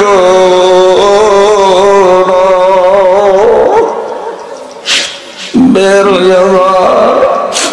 বের হইয়া গেল, বাহিরে গিয়ে আসমানের দিকে তাকাইয়া জোরে একটা ডাক দিছে, মহব্বতে একটা চিৎকার দিয়া ডাক দাও না রে বাবা। আল্লাহ মালিক, ওই সাহাবার মতো দেখো তোমার গোলামরাও তোমারে ডাক দিয়ে ফেলাইছে। সাহাবা রাদিয়াল্লাহু তাআলা আসমানের দিকে তাকাইয়া জোরে এমন একটা আল্লাহ বলে ডাক দিছে, আমার আল্লাহ সহ্য করতে পারে নাই, আল্লাহর আরশটা গরম হয়ে গেছে। আমার আল্লাহ ডাক দিয়ে কয়, জিবরাইল যাও যাও গিয়ে আমার বন্ধুর সালাম জানাও আর জিজ্ঞাসা করো আসমান জমিন কে বানাইছে। জিবরাইল আলাইহিস সালাম আয়েশা কয়, ইয়া রাসূলুল্লাহ ইয়া হাবিবাল্লাহ, আমার আল্লাহ সালাম জানাইছে আর জানবার চাইছে আসমান জমিন কে বানাইছে। নবী কয়, আসমান জমিন আমাকে, এমনকি আমার রিজিক তো আল্লাহই বানাইছে। জিবরাইল ডাক দিয়া কয়, নবী তাইলে যাই না না, যেই ছেলেটারে আপনার দুয়ার থেকে ভাগায়া দিছেন আমার আল্লাহ সাহাবার জীবনের গুনাহ মাফ কইরা দিছেন। সাহাবার কোনো গুনাহ নাই, আল্লাহ সাহাবার জীবনের গুনাহ মাফ করিয়া দিছেন। নবী আমার উম্মতের কান্ডারি নবী, দরদি নবী আমার, দুই চোখের পানি সারিয়া ডাক দিয়া কয়, কে পারবি আমার সাহাবারে লইয়া? আমার সাহাবার জগতে কেউ নাই, ওর মা নাই, ওর বাবা নাই, ওর বিবি নাই, ভাই নাই, একটা বোন নাই রে। আমি নবী ছাড়া ওর আপন বলতে জগতে কেউ নাই। আমি নবী ওরে তাড়ায় দিলাম, কই যাবে? যা, কে পারবি আমার সাহাবারে লইয়ায়। চারজন সাহাবী দাঁড়ায় গেল। আলী রাদিয়াল্লাহু তাআলা দাঁড়াইলেন, ওমর রাদিয়াল্লাহু তাআলা দাঁড়াইলেন, আবু বকর রাদিয়াল্লাহু তাআলা দাঁড়াইলেন, সালমান ফারসি রাদিয়াল্লাহু তাআলা হুমা দাঁড়াইলেন। চারজন সাহাবী দাঁড়ায় গিয়ে, ইয়া রাসূলুল্লাহ আমাদেরকে অনুমতি দেন, আমরা গিয়ে সাহাবারে খুঁজিয়া লইয়া আসি। নবী আমার কয়, না, ও সালমান ও আলী, তোমরা দুইজন যাও, দেখো আমার সাহাবা কোথায় গেল, খুঁজিয়া নিয়ে আসো। তারা দুইজন সন্ধানে বের হয়ে গেল। রাস্তায় এক রাখালের সাথে দেখা। রাখালরে জিজ্ঞাসা করে, ভাই এই এই চেহারার নমুনার কোন মানুষ দেখছো নি? রাখাল দুই চোখের পানি ছাড়িয়ে কয়, হুজুর জাহান্নাম থেকে ভাগনেওয়ালা কোন ব্যক্তি তালাশ করেননি। আলী রাদিয়াল্লাহু তাআলা কাঁদের কয়, ভাই তুমি কেমনে বুঝলা? কয়, দেখছি এক ব্যক্তি রাস্তা দিয়া গেল, শুধু জবানে কয় জাহান্নাম জাহান্নাম জাহান্নাম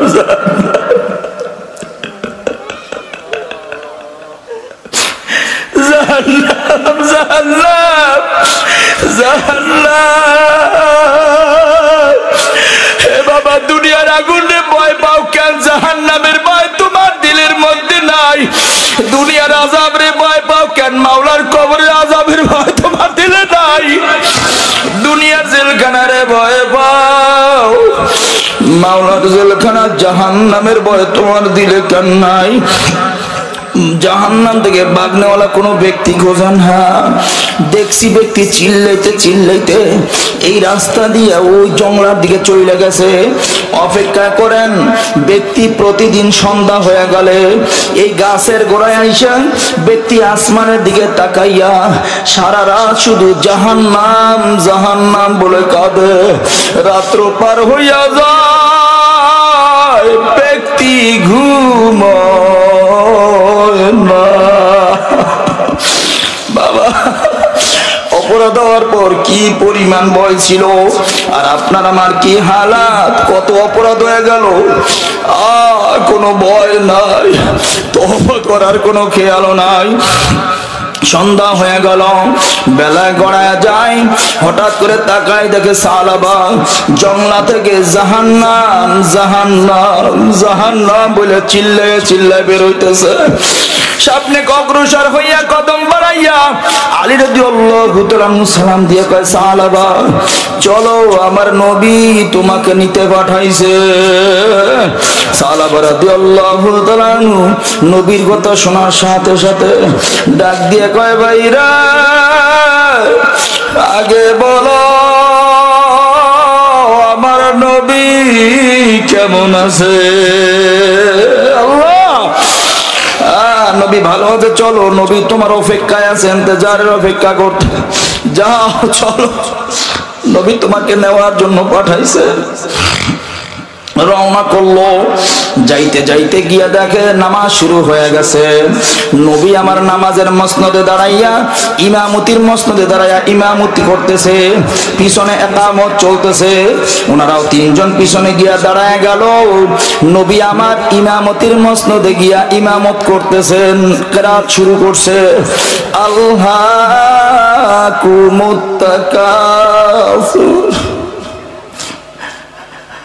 নবী আমার তেলাওয়াত শুরু করছে, আলহাকুমুত তাকাসুর। যখন নবী আমার এই তেলাওয়াত শুরু করছেন, হঠাৎ করে পিছন থেকে সাহাবা জোরে একটা আহ বলিয়া চিৎকার মারছে। নবী আমার আবার তেলাওয়াত শুরু করলেন, হাত্তা যুরতুমুল মাকাবির। নবী আমার যখন আয়াত তেলাওয়াত করছেন, সাহাবা আবার জোরে একটা নামাজের মধ্যে আহ বলিয়া চিৎকার মাইরা বেহুশ হয়ে পড়ে গেছে। জোরে কন্না আল্লাহু আকবার, আরো জোরে আল্লাহু আকবার। নামাজের মধ্যে জোরে আল্লাহু আকবার, জোরে একটা আহ বলে চিৎকার দিয়া বেহুশ হয়ে পড়ে গেল। নবী আমার নামাজ শেষ কইরা ডানে বামে সালাম ফিরাইয়া পিছনের দিকে তাকায় দেখে সাহাবা সোজা হইয়া পইরা রইছে। নবী আমার ডাক দিয়া কয়, সালমান, আমার সাহাবার চেহারার মধ্যে পানির ছিটা দাও। এই কথা বলার সাথে সাথে সালমান ফারসি রাদিয়াল্লাহু তাআলা আনহু চেহারাটা ঘুরাইয়া দুই চোখের পানি ছেড়ে দিছে। নবীর দিকে তাকায়, নবী, সাহাবার চেহারায় পানির ছিটা লাগবে না,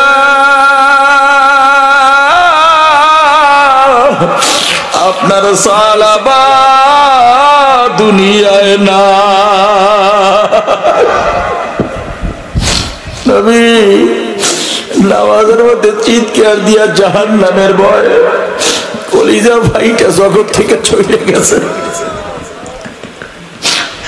গুনার প্রতি কি ভয়, তোমার আমার কি ভয়।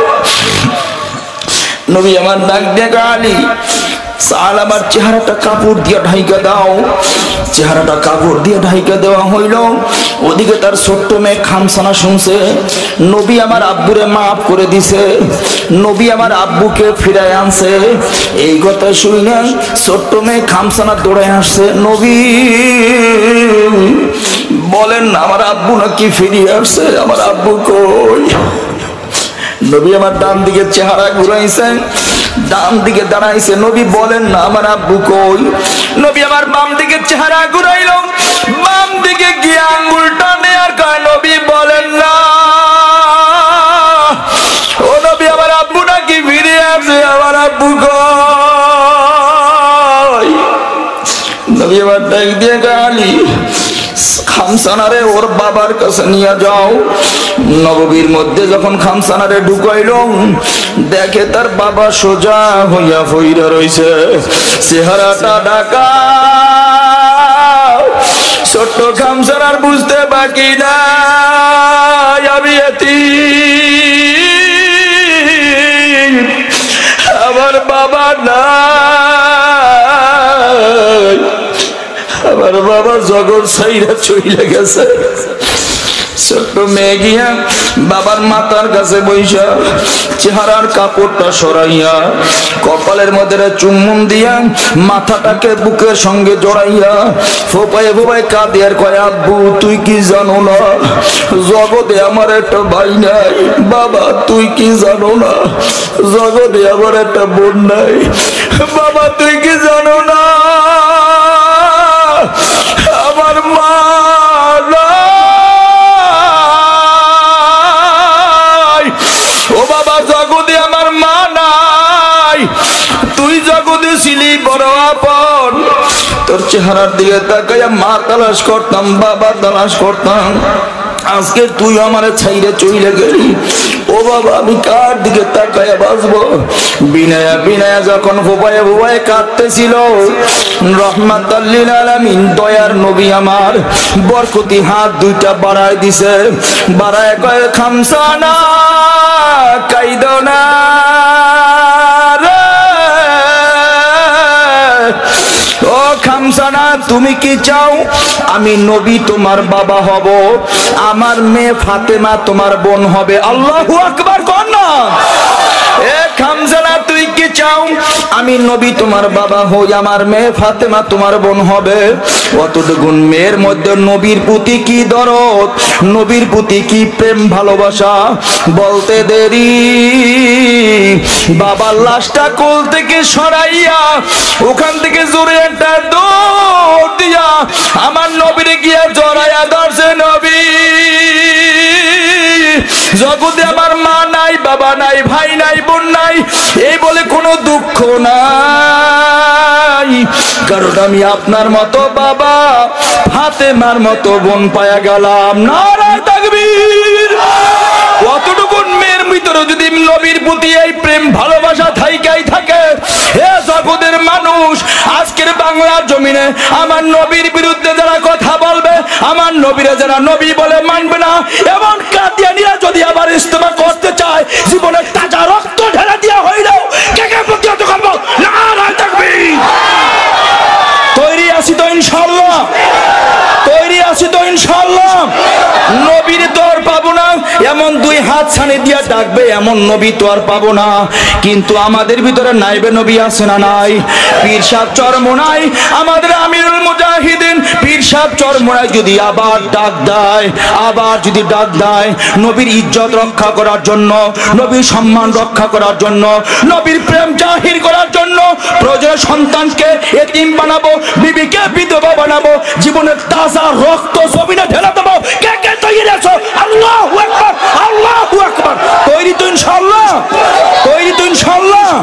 আল্লাহ আমাকে আমাদের সবাইকে আমল করার, বোঝার ও মানার তৌফিক দান করেন। আমিন কয়ে বসেন। শোনেন, আমল লাগবে সাহাবীদের মতো। কথা বুঝে আসছে তো ইনশাআল্লাহ? আমল লাগবে কাদের মতো? আমরা কি সাহাবীদের মতো আমল করতে রাজি আছি? কে কে রাজি? নারায়ে তাকবীর। দুই হাত উঁচু হবে।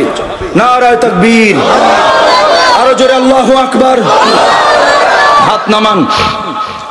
এমনি গলা একবারে বসে গেছে, কারণ এই একটা মাইক আমার দিকে টানা ফিরেই দিছে, এটা খেয়ালই করি না। এই জীবনে প্রথম দেখলাম যে বক্তার দিকে মাইক ফিরেই দেয়। এই জীবনে প্রথম একটা সেটিং শিখলাম আজকে।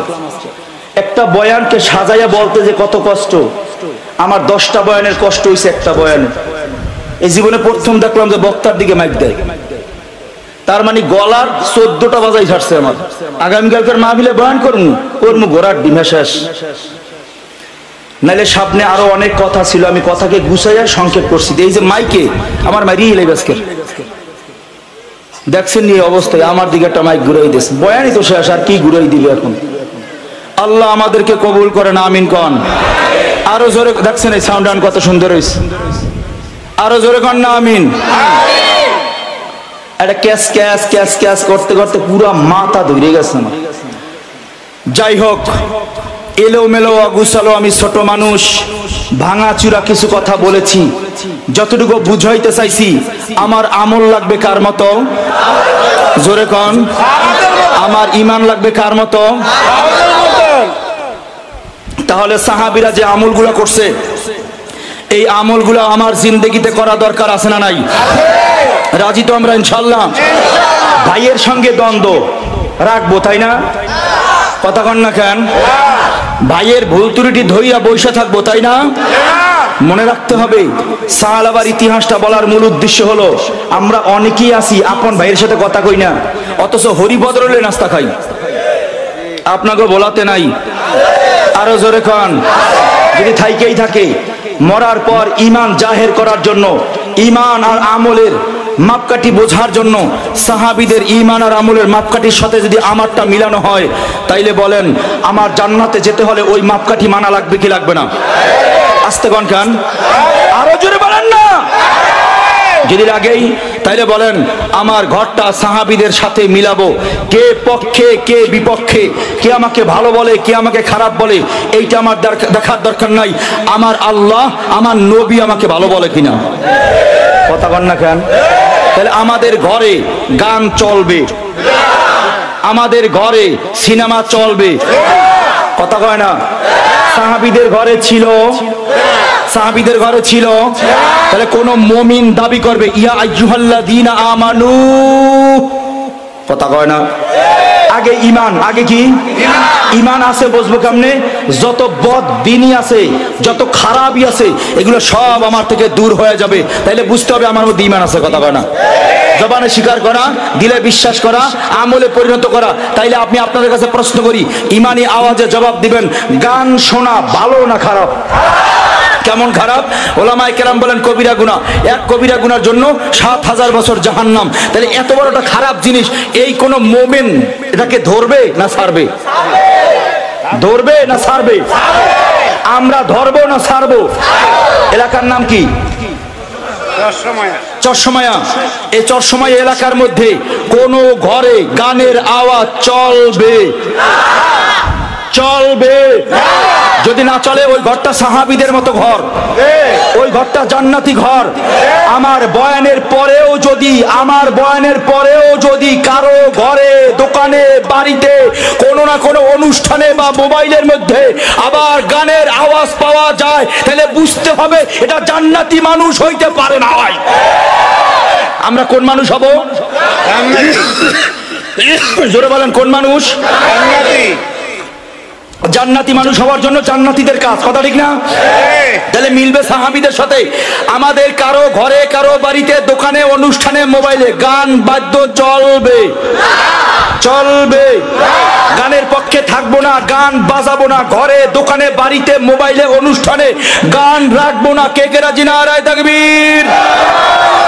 জানি না কার হাত কত উঁচায় উঠছে গো আল্লাহ। ও মালিক, সাহাবীদের সঙ্গে আমাদের আমলটা মিলাইয়া সাহাবীদের সঙ্গে জান্নাতের মেহমান বানায় দাও। হাত উঁচায় উঠে আল্লাহ কয়ে একটা ডাক দেন। হাত নাড়া দিয়া বলেন আর গান শুনবো না। আমার মতো নড়ে না কান, নড়ে না কান, হাত নড়ে না কান, আর গান শুনবো না। বসেন বসেন বসেন। মাশাআল্লাহ, ইমানি জজবা কারে কয় দেখছেন নি? আল্লাহ কবুল করেন, আমিন কর না। তাহলে গানের কোন আওয়াজ এই এলাকায় থাকবে? কেন? সাহাবীদের ছিল না। কেন সাহাবীদের? আমার লাগবে ঈমান। শুনেন, আয়াত তেলাওয়াত করছি, আয়াতের 3 ভাগের 1 ভাগ শুরু ইয়া আইয়ুহাল্লাযীনা আমানু, এই 1 ভাগের 7 ভাগের 1 ভাগ নিয়ে আলোচনা করছি। এবার বলছেন আপনারা লেখছেন তাফসীরুল কোরআন মাহফিল। ভাই পায়ে হাত দিয়ে কই, তাফসীর করার কোনো যোগ্যতা আমার মধ্যে নাই। অনেক ওলামায়ে কেরাম আছে দেখছেন না, গায় মিয়া ভিজে গেছি টেনশনে। আর ওলামায়ে কেরামদের সামনে কথা বলা অনেক কঠিন, বোঝেন নাই? এমনি মানুষ হলে যা কই কেউ হয়তো বোঝে না, তারপরে ভয় রেখে তো চলি, আল্লাহ তো দেখতেছে, তাই না? তারপরে ওলামায়ে কেরাম, সেরেতাজ ওলামায়ে কেরাম, আমার উস্তাদ তুল্য ওলামায়ে কেরাম এখানে আছে। এই জন্য অনেক কথাকে চাপায় চাপায় চাপায় চাপাইয়া ভিতর দিয়ে বের হয়ে গেছি।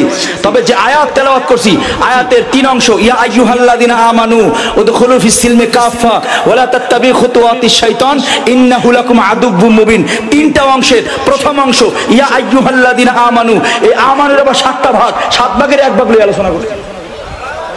বাকি 6 ভাগ রয়ে গেছে, বাকি 6 ভাগ রয়ে গেছে। এগুলা আপনারা ওলামায়ে কেরামদের থেকে ভাগে ভাগে ভাগে ভাগে শুনে নেবেন। আল্লাহ আমাদেরকে কবুল করেন, আমিন কোন। তাহলে সাহাবীদের ঘরে টেলিভিশন ছিল না? ছিল? আস্তে গঞ্জে ছিল। তাহলে আমার ঘর আর আমল মিলবে কার সাথে? যদিও মহব্বত লাগে, কষ্ট লাগে জানি, তারপরও এই জানাজানি, মানামানি, মহব্বত জবাই করব কারে খুশি করার জন্য? তাইলে বলেন, আমাদের ঘরে, আমাদের দোকানে, আমাদের বাড়িতে, আমাদের মোবাইলে সিনেমার অংশ রাখবো? আরো জোরে কে কে রাজি? নারায়ে তাকবীর। জানি না কার হাত কত উঁচায় উঠছে আল্লাহ দেখো তাকাইয়া। ও মালিক, যার হাত যত উঁচায় উঠছে তারে তত উঁচা সম্মান আর জান্নাতের মেহমান বানায় দাও। নারায়ে তাকবীর। আর সিনেমা দেখবো, সিনেমা ঘরে রাখবো, কে কে রাজি? রাখবো না, দেখবো না। বলেন না, বলেন না, রাখবো না, দেখবো না। কত কথা, রাখবো না, দেখবো না। হাত নামান। স্যাম্পলের সাথে মিললে মাল কবুল হবে, না মিললে মাল রিজেক্টেড হবে। আপনার ঘর যদি সাহাবীদের ঘরের সাথে মিলে ঘরটা জান্নাতি হবে, না মিললে ঘরটা জাহান্নামী হবে। ও বাবা, মরার পর বুকে হাত রাইখা যতই বলি বিসমিল্লাহি ওয়া আলা মিল্লাতি রাসূলিল্লাহ, তুমি যদি দুনিয়ার জমিনের মধ্যে থাইকা নবীর আদর্শ অনুসরণ না করো, যত বলা হয় কোনো কাজ হবে না। পারবেন তো? ঘরে গিয়ে এই বাক্স ফালাই দিতে পারবেন তো? যাদের ঘরে আছে ফালাই দেব, যাদের ঘরে নাই ঢুকাবো না। কে কে রাজি হাত উঠান। ঘরে নাই ঢুকাইতে দেব, ঘরে আছে রাখবো। জাহান্নামের আগুনকেও ঘরে রাখবো। আল্লাহ কইয়া জোরে একটা ডাক দেন না। হাত নাড়া দিয়ে বলেন সিনেমা দেখবো না, ঘরে দোকানে রাখবো না, মোবাইলেও দেখবো না। বাকি হাত নড়া রাখেন, হাত নড়া রাখেন, হাত নড়া রাখেন। মোবাইলেও দেখবো না। হাত নামান। রাজি তো ইনশাআল্লাহ? মোবাইলের কথা বারবার বলি কেন? মোবাইল হলো বড় টেলিভিশন। এখন কথা কয় না। একজন আমার কয় হুজুর আমার ঘরে টেলিভিশন নাই। ওনার ফলাই কয় হুজুর আব্বা চালাক। আমি কই কেন? ঘরে টেলিভিশন নাই, কম্পিউটার লাগাইয়া হেইতে টেলিভিশন দেয়। তা আমরা হাত উঠাইতে বলি না, টেলিভিশন নাই কার কার ঘরে হাত উঠাও, তাই হাত উঠায়। এখন ফলাই কয় হুজুর আব্বা চালাক, ঘরে টেলিভিশন বেশিয়া কম্পিউটার কিনছে, হেইটের লাগে ওই তার লাগাইয়ে হেডিতে টেলিভিশন দেখে। সে তো কম্পিউটার টেলিভিশন দেখে, টেলিভিশনে না তো। কথা কয় না। আচ্ছা কারণ কোন চালাকি চলবে? সাহাবীরা চালাকি করে, আমিও করব। আল্লাহ আমাদেরকে কবুল করেন, আমিন কর না। শক্ত একটা কথা, শক্ত। সাহাবীরা কোন হারামের সঙ্গে জড়িত ছিল, আমরাও থাকবো। এই হারামটা সুদের হারাম হইতে পারে, ঘুষের হারাম হইতে পারে, চুরির হারাম হইতে পারে, মাপের কম হারাম হইতে পারে, আইল খেলা হারাম হইতে পারে, বোনকে ঠকানো হারাম হইতে পারে, ভাইকে ঠকানো হারাম হইতে পারে। কথা বলে না। কোন ধরনের হারামের সঙ্গে জড়ায় থাকবো। আমি আপনাদের কাছে সহজ একটা প্রশ্ন করি। মোবাইলটা বইটা বন্ধ হয়ে গেল কান জানি না। অনেক সময় হয়ে গেছে, থাকে পর্যন্তই না, 1.25 ঘন্টা হয়ে গেছে। শোনেন শোনেন, কষ্ট দেব না।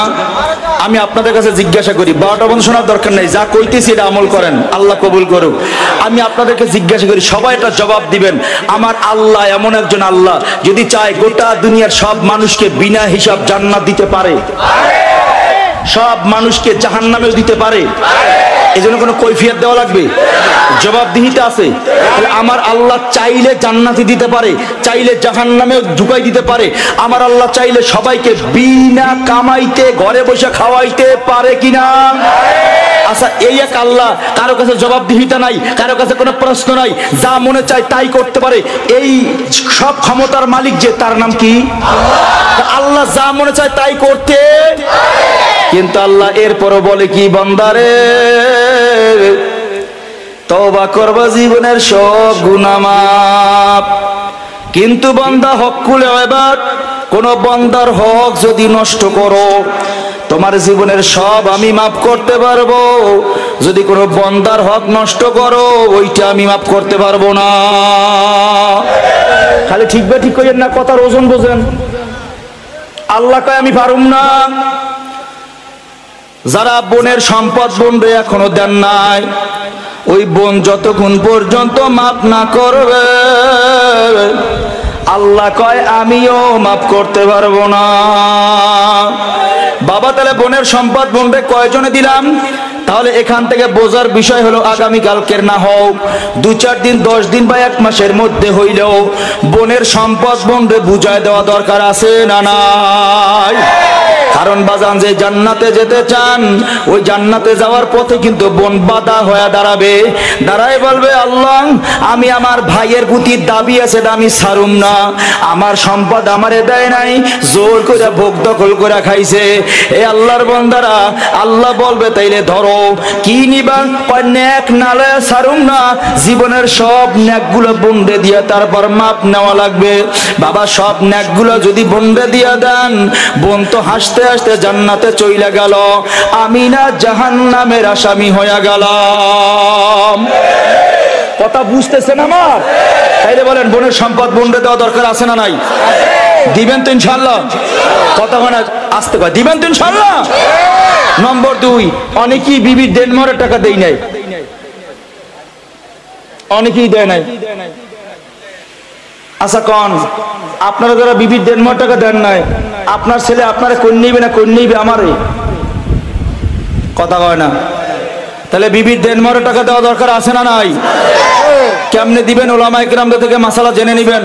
কারণ আপনি বিয়ে করছেন 60 বছর আগে, 60 বছর আগে 150 টাকা কাবিনে আপনি আনছেন, এখন কি 150 টাকা দিলে হবে? কত টাকা দেওয়া লাগবে? ওলামায়ে কেরামদের থেকে মাসালা জেনে নেবেন। আল্লাহ যেন আমাদেরকে কবুল করে, আমিন কোন। নম্বর 4, সাহাবীরা ধূমপান করত, নেশা করত না? কথা কয় না, করত। তাহলে আমরা যারা আছি আমরাও করতে পারবো? আসতে কয়। কোন নেশা করা যাবে, ধূমপান করা যাবে? যদি করি তাহলে আমার আমলটা সাহাবীদের আমলের সাথে মিলে না। কথা কয় না। তাহলে আমল মিলবে কার সাথে? তার সাথে। ইমান মিলবে কার সাথে? লাগবে ইমান, ইমানটা লাগবে সাহাবীদের মতো মিলবে বাবা। স্যাম্পল তো ঝুলায় রাখছে, মন মতো বানাইলে হবে না, বানান লাগবে সাহাবীদের মতো। কথা কয় না, ঠিক না? ঠিক। তাইলে বলেন জীবনে বিড়ি সিগারেট খাই নাই, মরার আগ পর্যন্ত খাবো? জীবনেও খাই নাই, মরার আগ পর্যন্ত খাবো? যারা খাইছি আর কোনদিন খাবো? সাহাবীরা করে নাই, আমিও করুম না। কথা কয় না। জীবনেও খাই নাই, মরার আগ পর্যন্ত খাবো না। যারা খাইছি আর কোনদিন খাবো না। কে কে রাজি? আল্লাহু আকবার। জীবনেও যারা খান নাই তারাও হাত উঠাইবেন। মরার আগ পর্যন্ত খাবো না এই নিয়াইতে। জীবনে খাই নাই, মরার আগ পর্যন্ত খাবো। যারা বিগত দিনে খাইছি ভবিষ্যতে আর খাবো। হাত দিয়ে খাড়া হয়ে গেছে। আল্লাহ আমি চোখ বন্ধ করছি, আপনার কুদরতি চোখ ঘুরায় দেখেন গো আল্লাহ, কার হাত কত উঁচাই উঠছে। আয় আল্লাহ, তওবা করার জন্য হাত বাড়াইলাম, দয়া মায়া করে আমাদেরকে উঁচা উঁচা সম্মানের মেহমান বানায় দাও। আল্লাহ কই আবার একটা ডাক দেন না। আমার মতো হাত নাড়া দিয়া করেন, আর বিড়ি সিগারেট খাবো না। ওকে ওকে ওকে, নরে না কান, নরে না কান। আর বিড়ি সিগারেট আমার মতো, এই যেমন এরম না, এই আমার মতো আর বিড়ি সিগারেট খাবো না, আর নেশা করবো না। হাত নামান। রাগ হইছেন? কারণ সাহাবীরা করে নাই, আমিও করব। যদি মিলে যায় জান্নাতি, না মিললে বাস আমি জাহান্নামী হইতে রাজি। এবার বলেন, সাহাবীদের মাথায় একটা হামেশা টুপি ছিল না? ছিল না? ছিল না? ছিল। আমাদের মাথায় রাখা লাগবে কি লাগবে না? সব সময় মাথায় একটা টুপি পরিধান করব, মরণ পর্যন্ত এই আমলটাকে মজবুত করে ধরবো। কে কে রাজি? আল্লাহু আকবার। সব সময় দোকানে আসি টুপি মাথায়, চাকরিতে যাই টুপি মাথায়, স্কুলে যাব টুপি মাথায়, কলেজে যাব টুপি মাথায়। কথা কয় না, কথা কয় না। ঠিক আছে ইনশাআল্লাহ? হাত উঁচু করেন, উঁচু করেন, নারায়ে তাকবীর। আল্লাহ কবুল করেন। হাত নামান। সর্বশেষ আপনাদের কাছে একটা দাবি, সবার শেষে, প্রাণের দাবি, কলিজার দাবি, হৃদয়ের দাবি, আবেগের দাবি।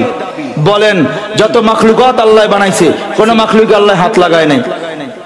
ফেরেশতারা বানাইছে, আর আল্লাহ তাকায় তাকায় গেছে, কোন ফায়ে কোন হয়ে গেছে, শেষ। কথা কয় না। কিন্তু আদম রে বানাইয়া ফেরেশতারা কয়, আল্লাহ দেখেন তো কেমন হইছে। আল্লাহ কয় না, শখ কইরা বানাইছি, আদরের বান্দা মন মতো হয় নাই। আমার আল্লাহ কুদরতি হাত খান বাড়াইয়া চেহারার মধ্যে ডলিয়া ডলিয়া তারপর ডিজাইন করছে। এতটুক জায়গার মধ্যে আল্লাহর কুদরতি হাত লাগার কারণে এতটুক জায়গার ডিজাইনার এমন কারিগর ইঞ্জিনিয়ার করলো। জগতের মানুষ এত কোটি কোটি মানুষ, একজনের চেহারার সঙ্গে আর একজনের চেহারার পুরনো কোনো মিল নাই। বলেন না এই ডিজাইনার কে? এবার আল্লাহ যারে চাপ দাড়ি দিলে ভালো লাগবে তারে চাপ দাড়ি দিল, যারে অল্প দাড়ি দিলে ভালো লাগবে তারে অল্প দাড়ি দিল, যারে দাড়ি না দিয়া ভালো লাগবে দাড়ি না দিয়া ডিজাইন করলো। এবার আমার আল্লাহ নিজেই বয়ান করে, খলাকাল ইনসানা ফি আহসানি তাকওয়িম। আমি আল্লাহ উত্তম করে উত্তম সুরতে মানুষ বানাইলাম। হে আল্লাহর বান্দারা, তাইলে বলেন এই দাড়ি কার কুদরতি ডিজাইন? আর জোরে কন্যা, কার কুদরতি ডিজাইন? এ জগতের মানুষ বুঝ জানেন বয়ান বোঝার জিনিস। বাতাসা হরফগুলা দেখতে কিন্তু একই রকম, নকটা দেখা বোঝা যায় কোনটা বা, কোনটা তা, কোনটা সা, দেখতে কিন্তু একই রকম। নকটা একটা নিচে, নকটা দেখা বোঝা যায় এইটা বা, একই রকম হরফ দুই নকটা উপরে দেখা বোঝা যায় নকটাটার নাম তা। একই রকম হরফ দেখতে নকটা তিনটা দেখা বোঝা যায় সা। এবার কারণ হরফ তিনটা দেখতে একই রকম, কি দেখা বোঝা যায়? কি দেখা বোঝা যায়? এক নকটার নিচে হরফটার নাম কি? দুই নকটা উপরে হরফটার নাম কি? তিন নকটা উপরের নাম কি? তাইলে একই রকম হরফ নকটা দেখা যেমন নির্ণয় করা যায় এইটা বা, এইটা তা, এইটা সা। হিন্দু মুসলমান খ্রিস্টান বৌদ্ধ সব এক সমাজে চলবে, এক চেহারার মানুষ। এর মধ্যে মুসলমানের একটা নকটা থাকবে, যেই নকটা দেখা বোঝা যাবে এইটা মুসলমান, ওইটা হিন্দু। একই চেহারার মানুষ, হিন্দুরও দুই কান আমারও দুই কান, বৌদ্ধরও দুই চোখ আমারও দুই চোখ, খ্রিস্টানেরও দুই হাত আমারও দুই হাত। দেখতে যদিও এক চেহারার মানুষ, কিন্তু আলাদা নকটা দেখা বোঝা যাবে। হিন্দুর দাড়ি নাই, মুসলমানের দাড়ি আছে। তাইলে বলো বাবা, এই নকটাটা দরকার আছে না নাই? সাহাবীদের চেহারায় দাড়ি ছিল কি ছিল না? আমাদেরও লাগবে কি লাগবে না? তাহলে ইনশাআল্লাহ ওয়াদা, সাহাবীদের চেহারা নমুনা চেহারা বানাইয়া এরপর কাপড়ের সঙ্গে ঢুকবো। কারণ আমার নবীর যত সুন্নত, এর মধ্যে সবচেয়ে বড় সুন্নতের নাম দাড়ি।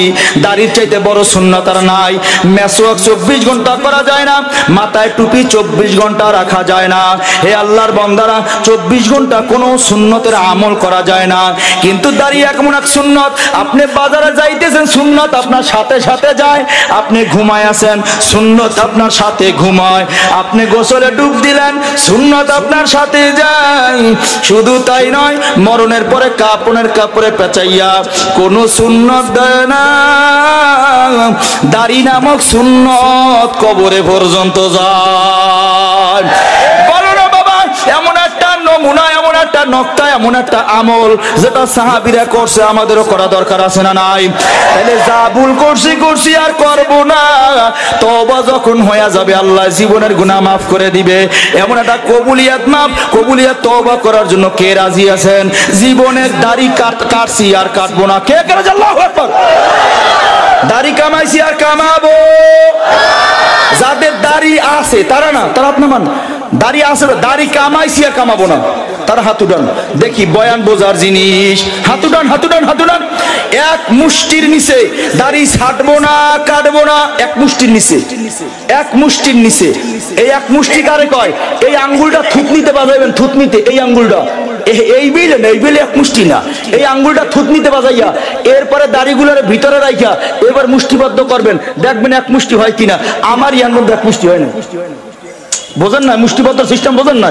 এই আঙ্গুলটা থুতনিতে, বিড়দা আঙ্গুলটা এই যাবেন না, এই যাবেন না, এইটা এখানে লাগবে। এবার বাকি দাড়িগুলা ধইরা মুষ্টিবদ্ধ করবে, এইটার নাম এক মুষ্টি। এর নিচে দাড়ি ছাঁটবো না, কাটবো না। যারা কামাইছি তারাও কামাবো না। এইবার কারা কারা রাজি? তারা হাত উঠান, তারা, শুধু তারা। এক মুষ্টির নিচে ছাঁটবো না, কাটবো না, নতুন করে দাড়ি রাখবো। নারায়ে তাকবীর! রাজি তো ইনশাআল্লাহ? আল্লাহ কবুল করেন, হাত নামান। এলোমেলো আবু চলো, অনেক কথা বলে ফেলেছি। আল্লাহ যেন এই কথাগুলোর উপরে আমাকে, আমাদের সব ভাইকে আমল করার তৌফিক দান করেন। সর্বশেষ মোনাজাতের আগে আপনাদের কাছে বিনয়ের সাথে এতটুকুই বলে যাচ্ছি, আমার আমল, আমার ঈমান লাগবে সাহাবীদের মতো। কার মতো? মূল বয়ান এতটুকুই ছিল। আল্লাহ পাক রব্বুল আলামিন ভুল ত্রুটিগুলো আমার পক্ষ থেকে কি মোনাজাত দেবেন না? দুই একজন দুইটা আইডিয়া যায়, দিবেন না মোনাজাত? জি ইনশাআল্লাহ। আল্লাহ আমাদের কবুল করেন। স্বাস্থ্যটা অনেক দুর্বল হয়ে গেছে, আল্লাহ যেন সুস্থতার নেয়ামত দান করেন। যাদের চেষ্টা, যাদের মেহনতে আজকের এই মাহফিল হয়েছে, আল্লাহ যেন তাদেরকেও কবুল করেন। বিশেষ করে বাইতুল মামুর জামে মসজিদের উদ্যোগে আজকের মাহফিল, তাই না? বলেন নামাজ পড়বো ঘরে বইয়া না মসজিদে যাইয়া? আসতে গয় আরো জোরে কন। তাহলে আমাদের ইমানটা মজবুত করার জন্য একটু এটা দরকার আছে না নাই? শোনেন, আমরা আসলে সহজ জিনিসটা বুঝি না, কঠিনটা বুঝি। ইমাম সাহেবের বেতন 50 টাকা, তাও 6 মাস বাকি, কিন্তু ডিসলাইনের বেতন 350 টাকা, এটা একদিনও বাকি নেই, মাসেরটা মাস পেইড, কথা কয় না? এটা কোনো মুমিনের চরিত্র হইতে পারে? আলহামদুলিল্লাহ, তওবা যেহেতু করছি, ঘরে টেলিভিশনে রাখুন না, তাতে ডিসলাইনের বিল আর দেওয়ান লাগবো না, আমরা এই টাকাগুলো মসজিদে দান করুম, কথা কয় না? পারবো না ইনশাআল্লাহ? আল্লাহ কবুল করেন, আমিন কন। আরো জোরে কন না আমিন। মুহতারাম হাজিরিন, আমিও দোয়া চাই, আপনাদের জন্য দোয়া করি।